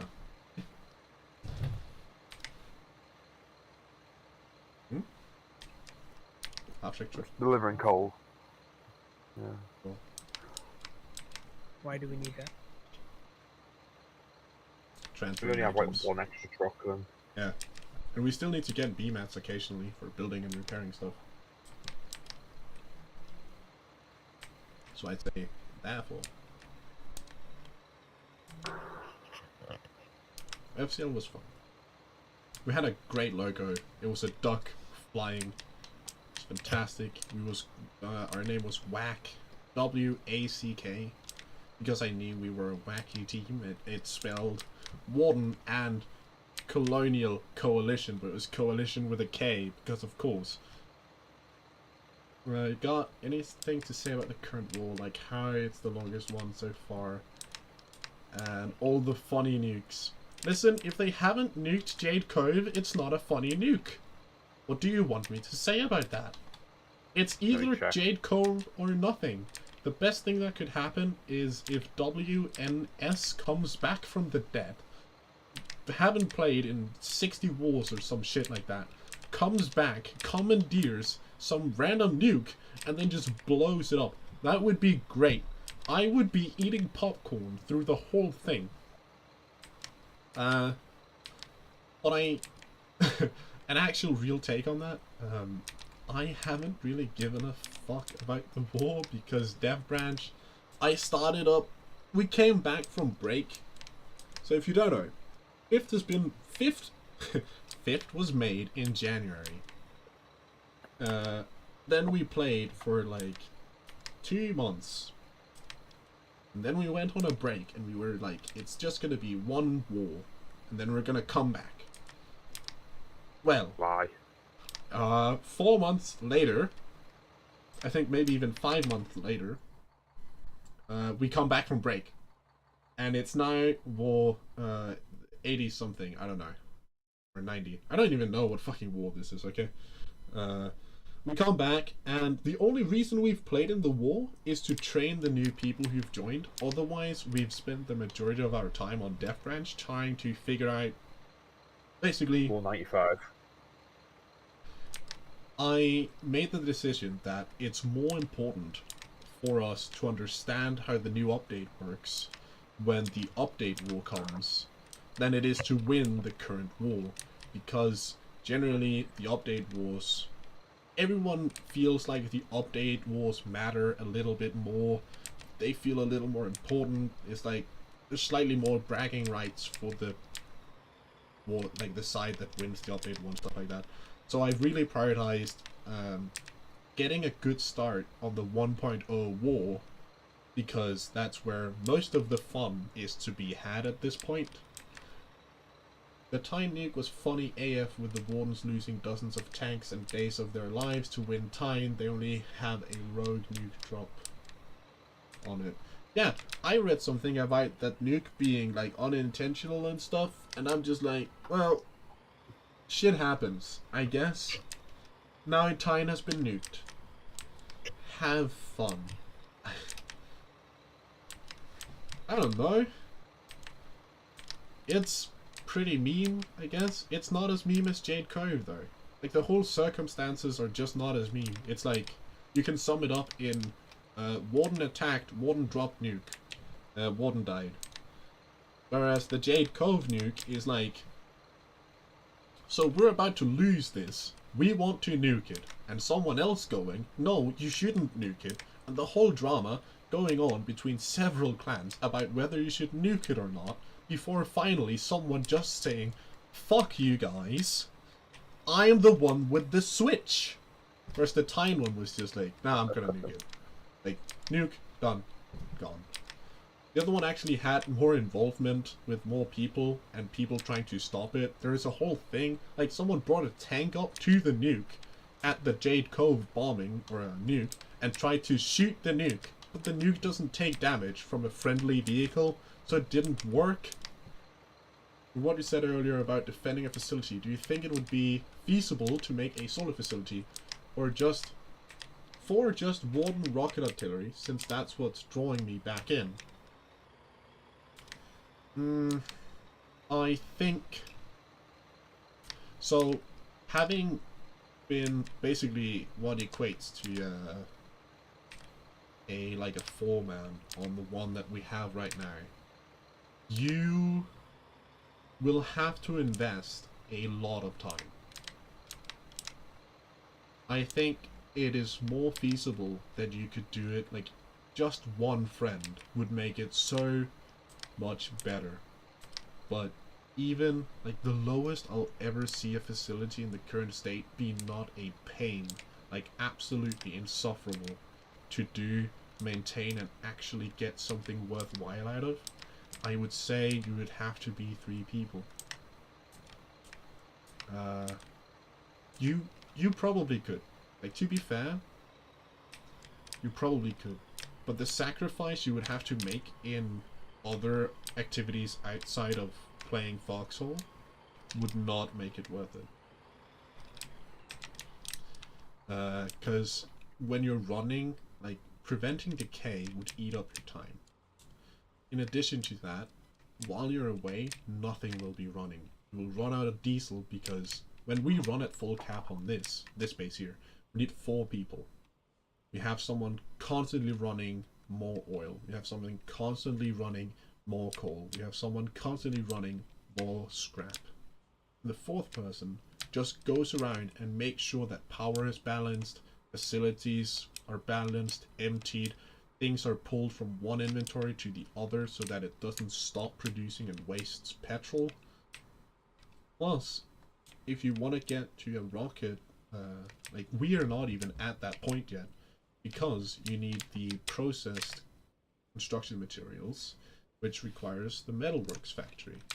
And for that you also need components, so that adds on, you need a 5th guy who needs to run components, while you could close down, like shut down some of your factory, like the construction component, you could build up a stockpile of 1,000 construction materials, put them over here, and then you could start running components. Then you still need to be 3 people, because you still need to run petrol, you still need to run, and then you also need to set up, like, I haven't seen the cost of it yet, but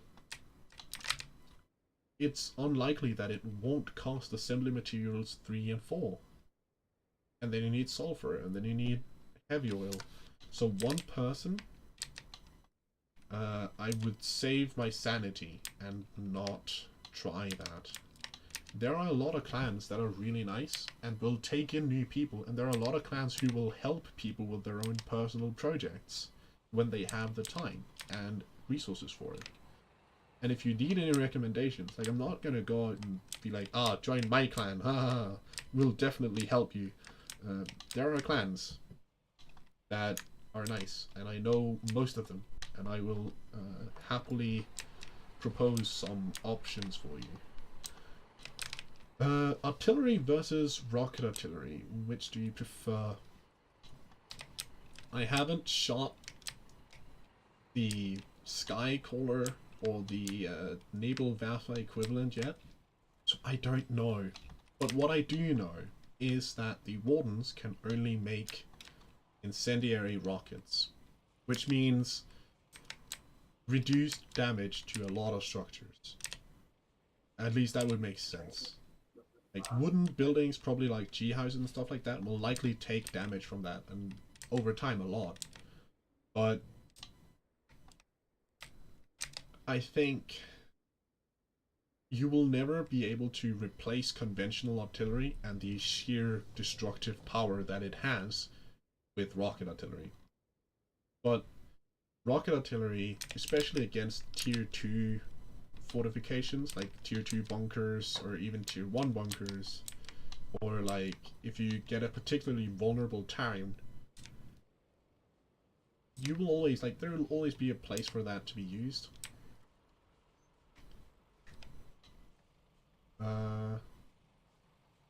Thanks for the warning on that. Then just got thrown off the idea of clan guilds after a messy drama in WoW. Ah, right. Yeah. Clans.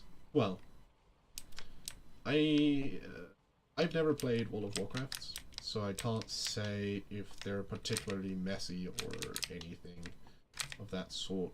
But what I can say is generally, clans in Foxhole are pretty nice. I have to say that I run one. What do you want me to say? But knowing the leaders of most large, like most major Warden clans, you will always be in a clan with drama. Like, there's always going to be a clan that has drama. That's just how it is. There's always going to be drama between some clans. But if you're selective and considerate of, like, if you just tread carefully, you can find a clan that is not absolute garbage. And I know several of these. The Warden Vanguard, which is a German naval clan. Brilliant leadership, brilliant people. Never heard any drama with them, except when they broke off from Warden Navy. And there wasn't really any drama even then. Warden Vanguard was a German detachment under the Warden Navy.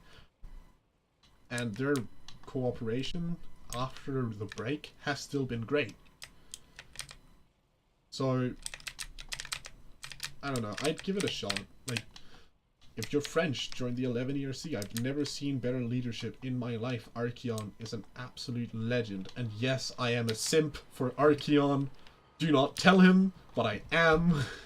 He's one of my very good friends. Yes. In all honesty, he's just brilliant.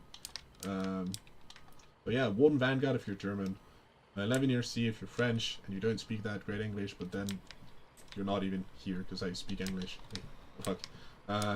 They also have a Foreign Legion, which is led by Nilser. He's also competent and nice. You can also join Blue Rose. Noir is a bit of a bitch, but like not in the he's uncomfortable and unpleasant to work with, but more in a he's a little bitch and he has to be told what to do and when to do it. And if you yell hard enough at him, he'll help you with pretty much anything. And he's generally also a good person. So, you know, CL is interesting. That's probably a clan that I don't want to say I wouldn't join, because Eagle Sword is nice. That Commissar is not really playing anymore. He's one of the other guys that I knew. He's also nice though. Other CL leadership is nice, but they're also a little more. Think of the conservative party in whatever country you're from, and then don't take the leader of that party, but take like someone in the middle of that hierarchy, and you pretty much have the leadership of CL.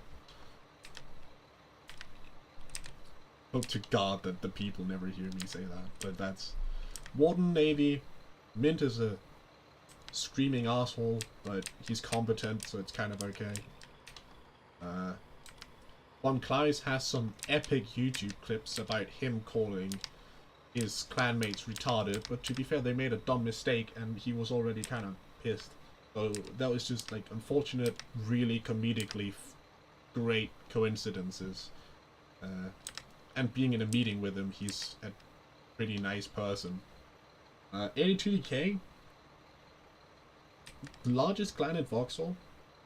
Great people. If you're competent and you make the effort, you will get promoted and you will get a lot of freedom. If you're a little twat, you will never get anywhere. To be fair, I kind of agree with that. If you don't play by the rules, why are you in the clan? Clans to avoid. That's something I want to say some, but I also don't. It's hard. How do you know a clan needs to be avoided?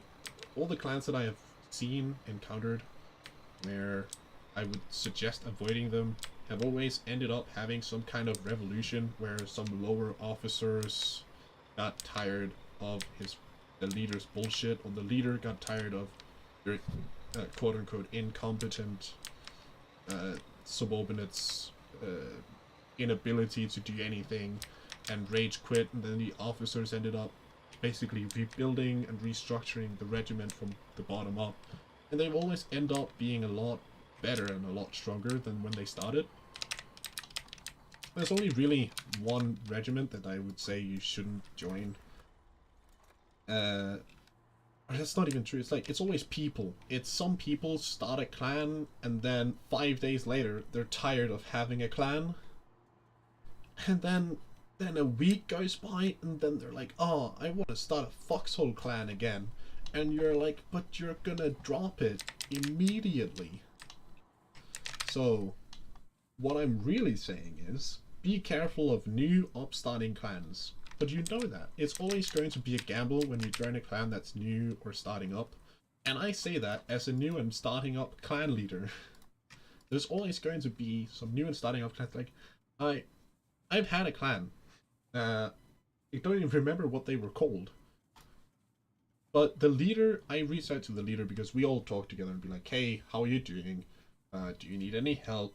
I can help you with this and that, and want to cooperate on some operations, and we can help each other and stuff like that. And if you're having issues or troubles, then I can help with things. But basically, one of them were like, you're a competent guy, I'm leaving this whole clan to you, and then he just changed the owner of the Discord server to be me, and I was left with his mess, which felt fantastic, as you can imagine. That happens sometimes. I don't know if that qualifies as drama. It definitely qualifies as fucking annoying to deal with as a player. But if you have a certain clan in mind, you can very easily find me on Discord. My clan join link is literally on my YouTube page. You can just join my clan and DM me and be like, hey, I'm looking at this clan. Is this a clan with the one person that you're saying that I shouldn't join? And then I'll say yes or no. Because I know that the person I'm talking about who starts clans and then leaves them a week or two later has recently started the 9th clan or some shit like that. And I like them as a person. They're genuine, they're nice, they're pretty chill. But I just don't think that is something you should offer people. Like, me as a clan leader, every time the lads log on, I feel like that's my lads saying, okay, RG, we're now dedicating our evening to your guidance and your, basically, you are now in charge of us having a good time. And when they join my clan, they're like, okay, it's now your responsibility that I have a clan I can play with, that I have someone else who logs on, and that this clan stays healthy. And I don't think as a clan leader, it's ever okay to sit down and say, I am bored with this now, without doing anything to set up a structure, like someone to give it to, someone to take over or maintain it or anything. So that's why this specific person, I would not suggest joining their clan, because what they have done time and time again is make a clan, get bored after a month, and then leave without any... Like, they had some officers, yeah, sure, but they left without warning. Oh, for fuck's sake, we have a restart in 60 seconds.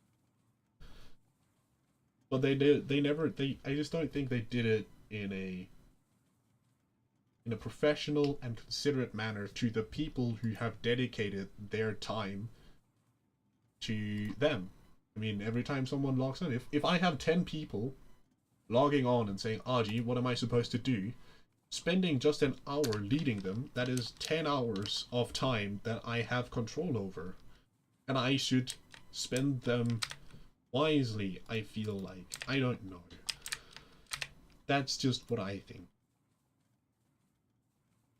I don't know if that's nice. Maybe I'm an asshole for doing that. Maybe I should just order them to do painstakingly difficult things, because that is slightly more optimized, and in the end we're gonna have slightly more fun on the other side, but I don't think that's the way to go. That's just me. You're wrong. He's immediately like, you're wrong! Pain! Pain. Some people are masochists. Oh. Now we have to wait.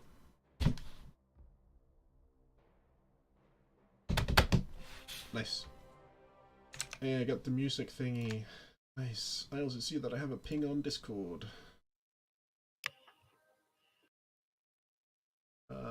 Nothing important and nothing related to...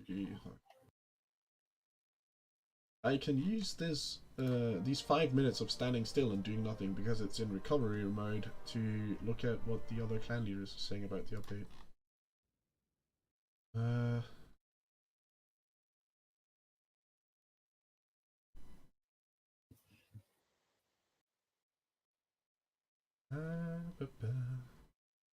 Yeah, 5 minutes of standing still. If you guys have any questions, also do you please ask.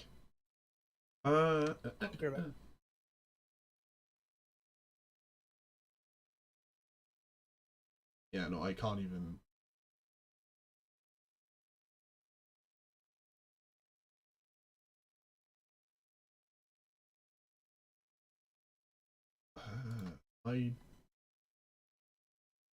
I'm not sure what people are thinking. They're making Excel sheets and nice graphs, so I think they're hype. Or at least, I don't know if they're hype, but at least they're embracing that they know it will change and preparing as much as they can for that.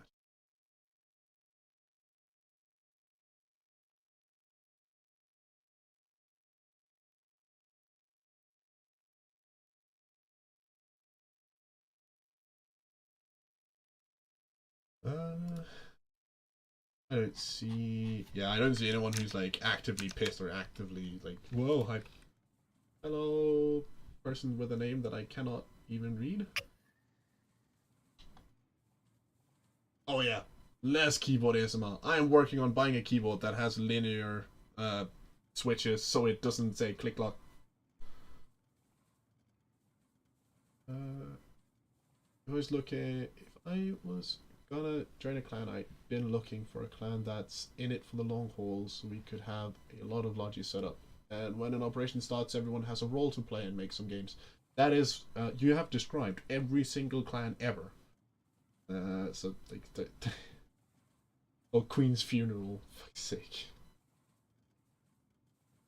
Low people. I heard there's going to be a server wipe for phase 3 of the Death Branch. Is that true? Also, I saw someone making a facility planner program. Interested. But I haven't heard of either of those things. Speak loud. I can boost my voice and here, or rather, I can lower the voice sound of everything else.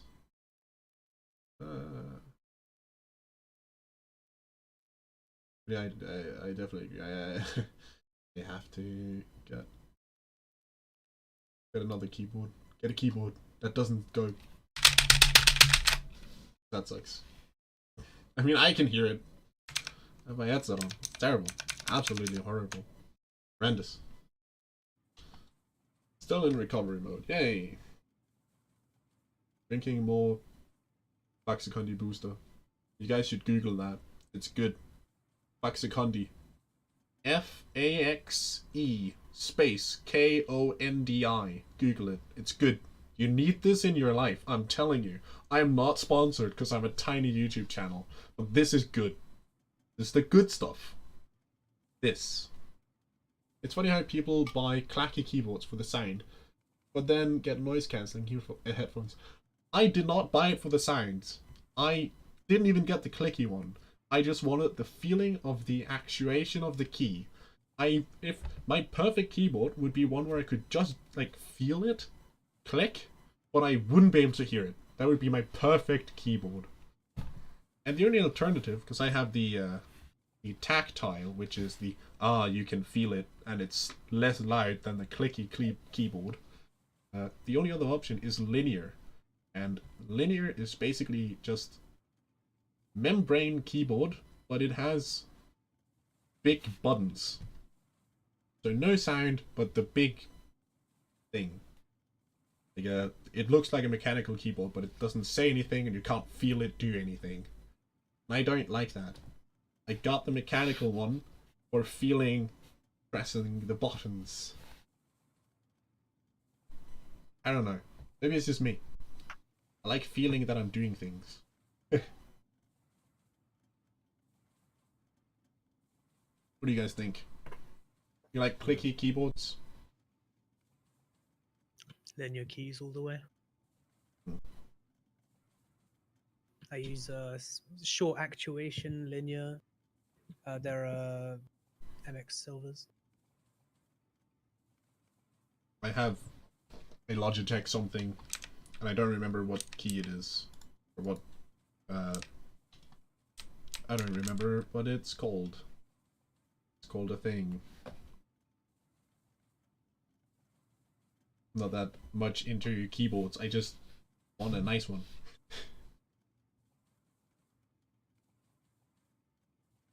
Yeah.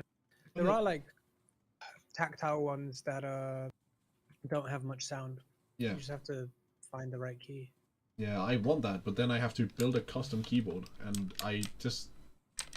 I don't want to build it myself, because I don't want to learn another thing and have to spend a lot of time learning said other thing. But on the other hand, I don't have the kind of money it costs to get that kind of custom keyboard. Yeah. Because that shit's expensive. So it's like, my options are literally clicky, never, tactile, which is still slightly clicky, or linear. So, but what I'm looking at right now, and that I might buy soon-ish, I'm not even sure it's going to be soon. You guys will have to excuse the fact that the stream is going to be doing nothing for a little bit until I find the picture. Is another fucking Logitech. It's another Logitech keyboard, but it is the work, please. It's the G915, the wireless one. And if I do this, then I should be able to switch display capture on. There you go. It's this one. This is the one I'm thinking of. And I want it to be linear, of course. I mean, I prefer tactile but quiet, but linear is what I'm looking at. And that's expensive. Well, it's not that, but it's still expensive. So, yeah. The one thing that I do like, and that I know that I'm not going to be getting with it because it's wireless, is that I currently have a USB pass-through on the one that I have, but I can live without that. The one that I have right now is not that one. This one. I have this one. Hell of a lot cheaper. I like it. It's very nice, but it's just not. You know, it could be better. That's what I'm saying.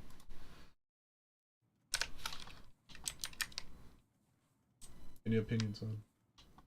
Hello, hello, Flint's house. I need to switch to this one so I can read chat again. I like the feeling of pressing down the keys of clacky keyboard. I'm gonna head out. Yeah, bro. Yeah. I'll talk to you later. I'll try and get a train. But Very good. stream is probably ending in about 20 minutes-ish. Yeah. Unfortunately. We'll see.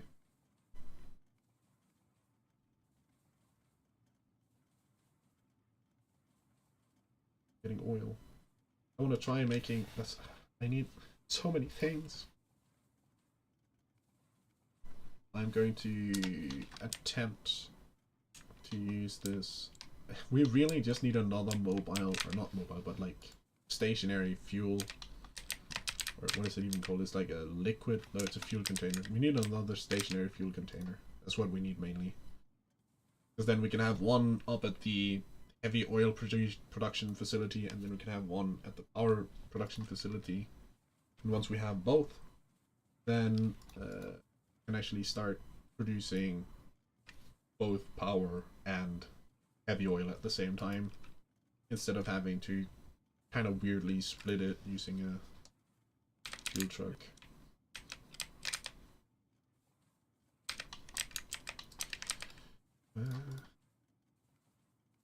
I just need 4 of these. Also love how I did a full rant about keyboards in the middle of this shit. Is great. Not a lot of explaining of how the game works when I'm looking at keyboards.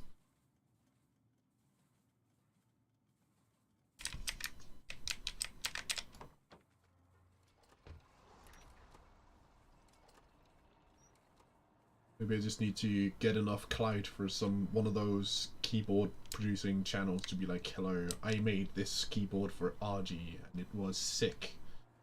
And then then I will truly have made it in my shitty YouTube streaming career. Yes. I am very happy to have my peak 8 concurrent viewers. The day I crack 10 is gonna be glorious. Or something, I don't know.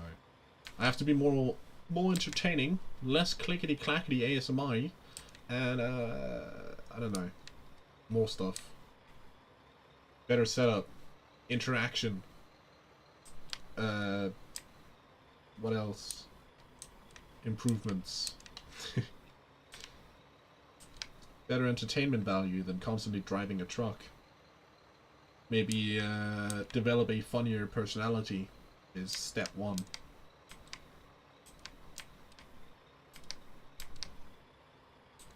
I don't know. I feel like being a funny personality is kind of hard. It's a lot of work. What if I just want to be me? A pretend tactical genius who fucks it up 90% of the time and feels horrible about it. I forgot to tell us that only 10% of us are subscribed and should do so. Ah, yes. Subscribe. Like the stream. Actually, like, what I should really say is please make a lot of, like, not comments, it's like, I guess it's chat a lot. The more you chat, it looks like the stream is very entertaining and good, and then it'll be pushed to more people.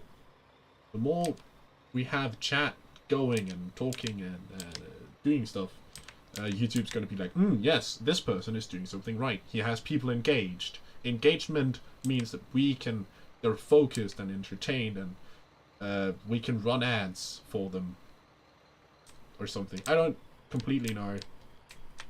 Listen, I watched the Spiffing Brit video. Okay, I watched most of his video. He was like, yes, the way to crack the streaming thing is to have people be engaged by doing this. Because then it's pushed to more people. Which is also why I had a premiere before this, because it's like, if I start off, this is something I knew, like, it's just intuitive, it makes sense. The more people you have watching your stream from the beginning, it's gonna look like, even before you've actually started entertaining anyone, like there is people who want to watch this, so it's going to be pushed to more people. Which is, kind of makes sense, but also kind of annoying, like, why? Why is it like this? I get it though, YouTube has to make money. Maybe it doesn't have to make as money as it is, but my only goal is to earn a single dollar from YouTube, then I will be happy. So please, do all you can to get me to 1,000 subscribers and 4,000 watch hours. I know how to attract viewers for 1.0, you just need to promise to do a G-Sub giveaway. Oh god. No, I wish to remain sane. The amount of time I would have to spend gathering BMATs and then just sitting and waiting in 15-minute intervals. Oh no. No. Torture, I tell you.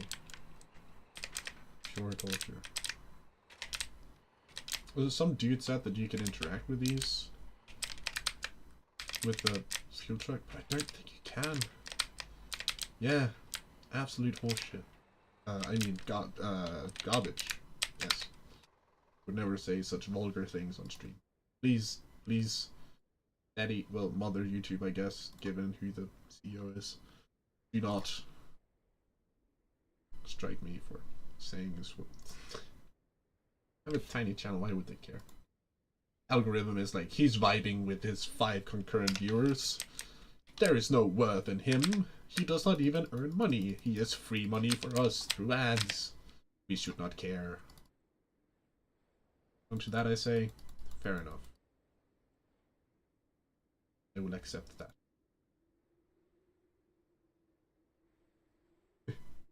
Ooh, chat, yes. I don't know what I should talk about in order to get responses from chat. It's like, you guys want to hear a story? I don't know what I should talk about. Dude, like, FCL was like, you guys just heard the FCL thing, you felt entertained, and you had nothing to add. And I would be okay with that. I am okay with that, to be fair. Like, if I entertain 3 people, I'm happy. But if I could entertain 6 people, I'm happier. I don't know. Old bullshit anyway.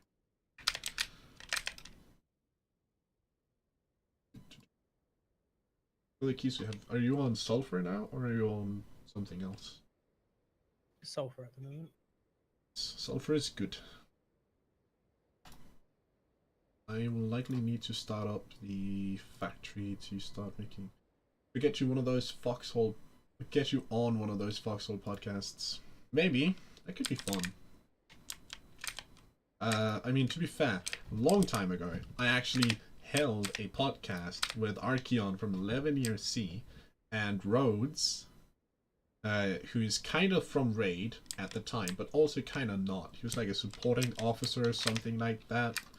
We had Meekin from Lox, and then we had another person, and I can't remember if it was Papa. It was another Warden person. We had 3 Warden people. We had 2 colonial people. And we talked about clan leadership, because I have the whole series about how you do clan leadership and stuff. No! I know who it was. It was SSE leadership. And I can't remember. I think it was Hawkhaze. I'm pretty sure it was Hawkhaze, yeah. It was great. It was really fun to do. And I love... It's still a simp for Archeon. I gotta be honest. Of course. And it was very nice for him to be there. Only thing is, the people... viewers, gonna be viewers, but they were like, we only care what Archeon says, which is fair, because he has like, he's very successful, very intelligent and smart, and he does very well, and his clan is very cool. But when the rest of us said something, they were like, we don't care, let's hear what Archeon has to say. There's probably just a vocal minority, but I don't know, it was kind of annoying, like, shut the fuck up. We had a lot of views. It was on Twitch. We had like 100 viewers at some point, which is, to me, that's a lot. That feels like a lot. It was nice. It was fun. I think if I could do it again, I probably would. Because it was a nice experience, all things considered. We had also advertised it everywhere. Like, I even think we got a shout out from on the Foxhole Discord of like, hey, this is going to happen. Tune in and see, because it's cool. So, that was nice. I mean, that was honestly, that was actually pretty nice. Have to kickstart the factory again. Running for that fuel. Petrol. Give me petrol. That is a lot. Visualizing 100 people in a room does make it look like a lot. Yeah, I was like, holy shit. There's a lot of people listening to what we have to say right now. That's insane. Yeah, and I think generally it was well received. Like, people enjoyed listening to what we have to say about leading a clan, and it was also very much about like the struggle of being a clan leader. Hear about all the awful things that you have to endure as a clan leader, and the stress that it gives you because it feels like you have responsibility for all of these people, like I talked about earlier. And I think it was great, like, just opening up about, like, because it's very much, you don't see what the other people are working on. Like, it's like, as a frontliner, you don't see the Logi Man that often. You know that he works, but does he really work that hard? You know what I mean? So it was nice to look at, like, clan leaders and be like, sorry, clan leaders do all of this work for you guys. Maybe you should be thankful of your clan leader because they work hard for you.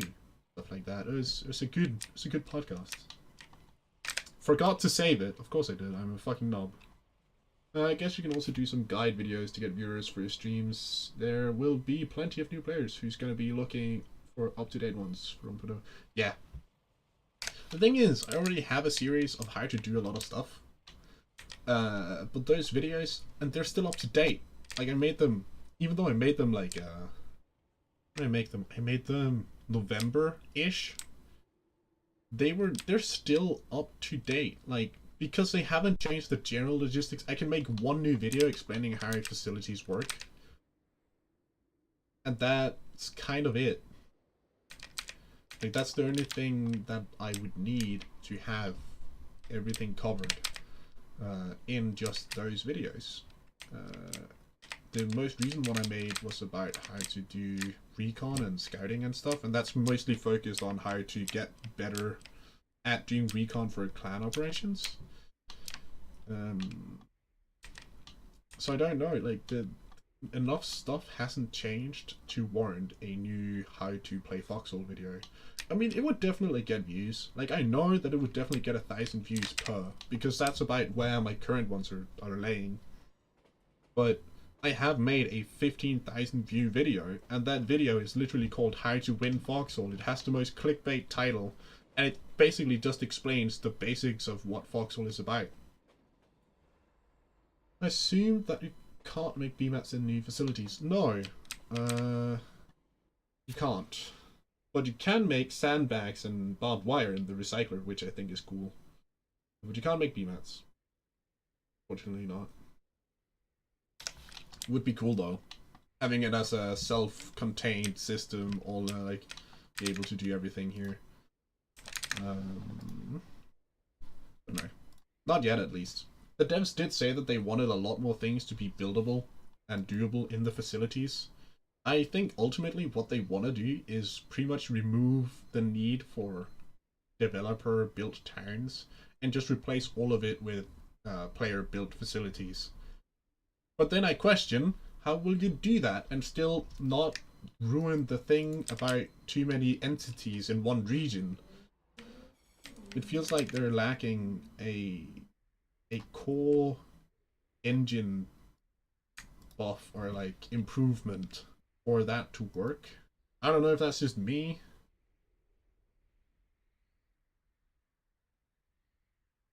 Important. Maxigundi booster. I will keep branding this. It's like the Spiffing Brit says, drink Yorkshire tea. I shall remind you to buy Faxacondi and Jolly Cola, the Danish superior beverages. Oh. They're good. They taste good. They're a little sweeter. Some people might not enjoy them because they're a little too sweet. To you I say, fuck you, weaklings. You can take it. I like it. Do a real dramatic take and just goofy follow up. Like, I like it. I think it's good. Legit, like, it's my favorite soda. Jolly Cola, Dr. Pepper, Faxacondi. And only one of those is like an ear. I will like what I like, and you cannot change that. You're all toddlers to me.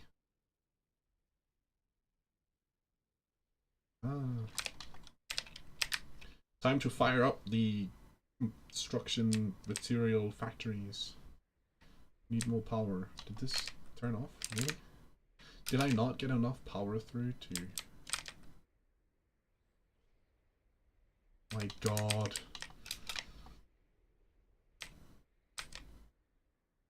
No. Okay. Okay.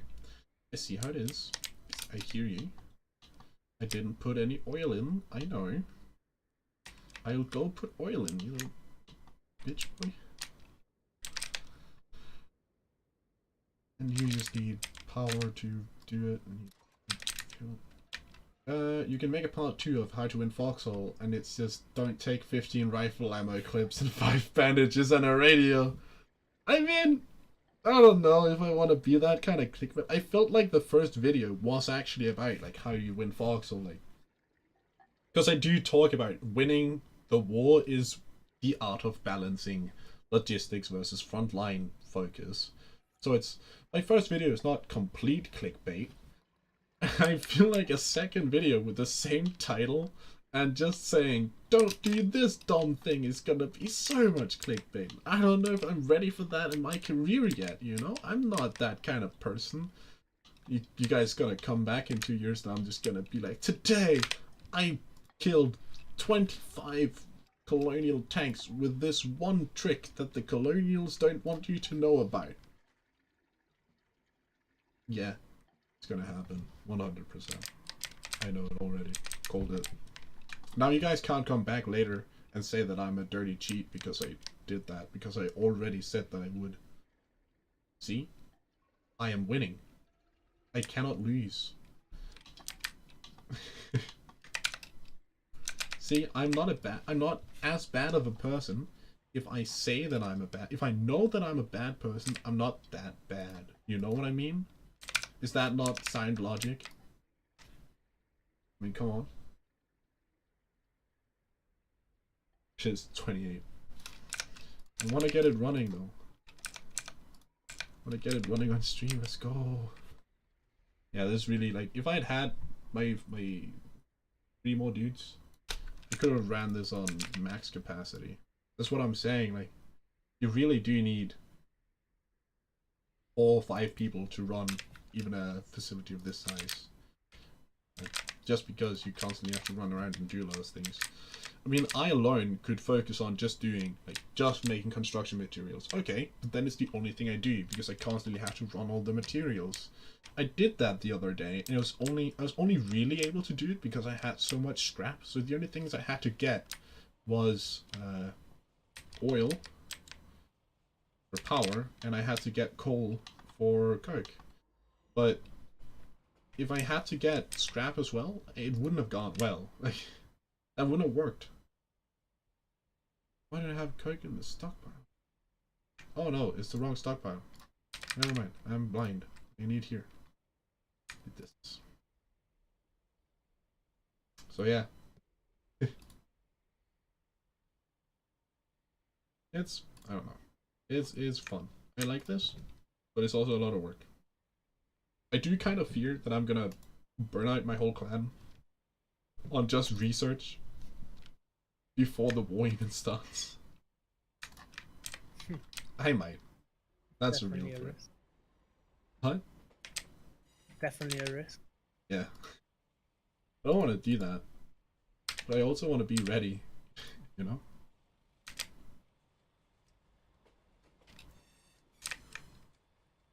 For sure. Do we need more coal? I'm almost done with the sulfur. Maybe. I mean, yes, but we also have a full container more that I just need to pick up and put back down. But on the other hand, I mean, most likely, yes. It's a good chance that we will, even though I just added this. Turn you on. I can turn on. And if I'm lucky, I can also turn on.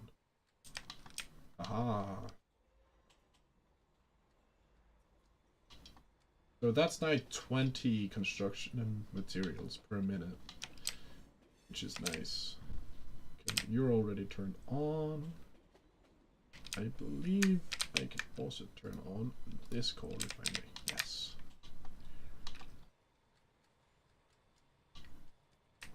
So that's now working.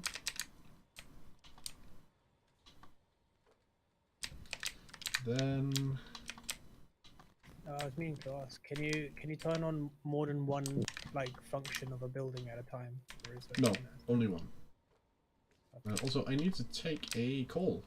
Wonderful. It's great. Give me a sec. I'm very sorry.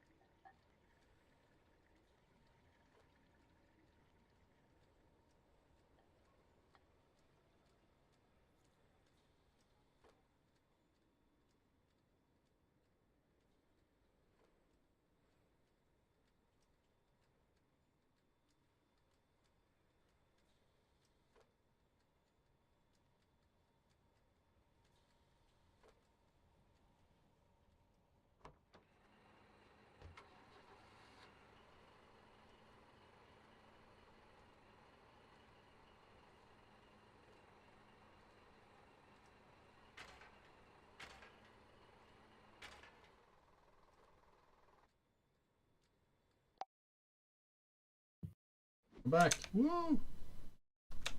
Viewership dropped, of course. Like half. Let's go oil.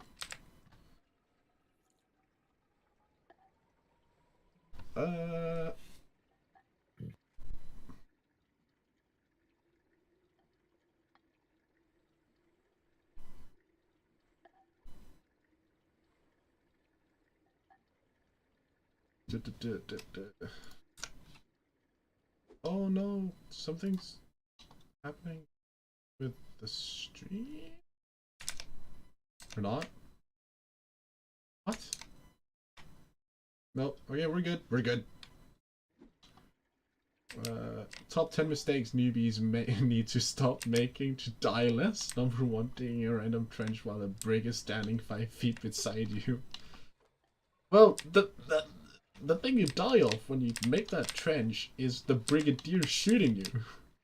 Even if you're in the same teams, I don't know if that... It would more be top 10 mistakes newbies need to stop doing to not be called an alt account. That could actually be a good video. Not just for clickbait, but also just for helping people not be accidentally accused of being an alt account. What do you think, Isu? Should we make that video? Is that a good idea? Why not? Yes, yeah, Sounds clickbaity as fuck. Yeah. But if I actually try and help people not get accused of being an old account, that's maybe also a good idea. I don't think anyone's made that video. But it's gonna be so meme though. I think that's the only thing I'm concerned with. It's gonna end up being G-meme. Number 1, don't stand within 3 feet of Badman Larry. Number 2, don't be Badman Larry. Number I feel 3, like in the do making not of watch that video, Badman Larry's streams. Only watch mine. in the making of that video, you'll end up getting called a lot. Yeah, I think so.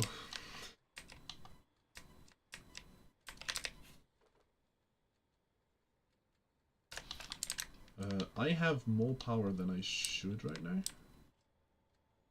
Number 1, yeah, it's just the best fucking. What should number 2 be? What should not, for real guys, what should number 2 be? Number 1, don't stand within 3 feet of Batman Larry. Number 2 guys, let's go, let's hear it. Number 2. Second best advice for not being accused of being an alt. Don't run around with a wrench without being a sergeant or above. I think that's number 2. I think that's a good number 2. That's a strong contender. Any better ideas? Maybe, don't modify a bunker. Any bunker. Just don't do it. Oh shit, I'm out of oil already. Never modify any bunker.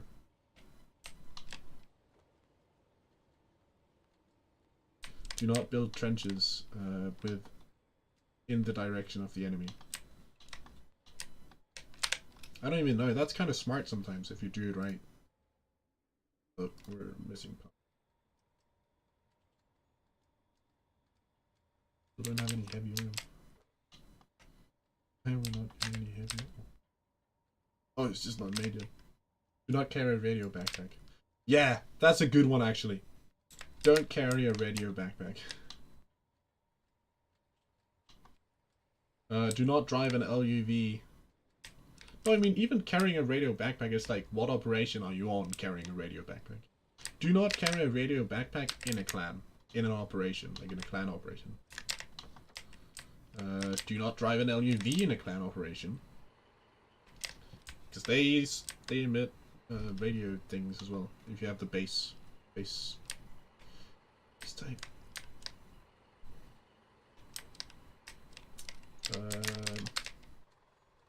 The radio backpack is kind of cool. I think it is. Do not carry a wrench while doing anti-partisan. Yeah, that's good advice. That's kind of like digging straight down in Minecraft. It's just making your own problems worse. That's all it is.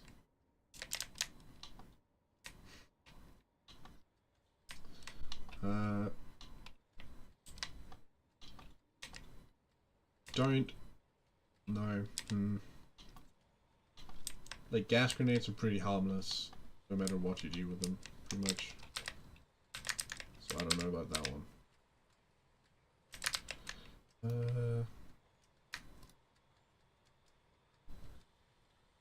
Don't bring a sticky to a gunfight. But then again, maybe you should. The funniest thing ever is getting a sticky on another, like on an enemy's head. Just boom, gone. Reduced to atoms.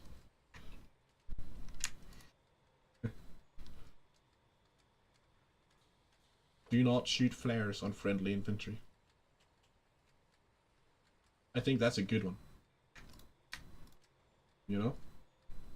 And I think you'll get accused of being an alt really fast if you do that. Or putting a flare on your friendly tanks. That's also a bad idea. Don't do that. That's gonna get you shot multiple times.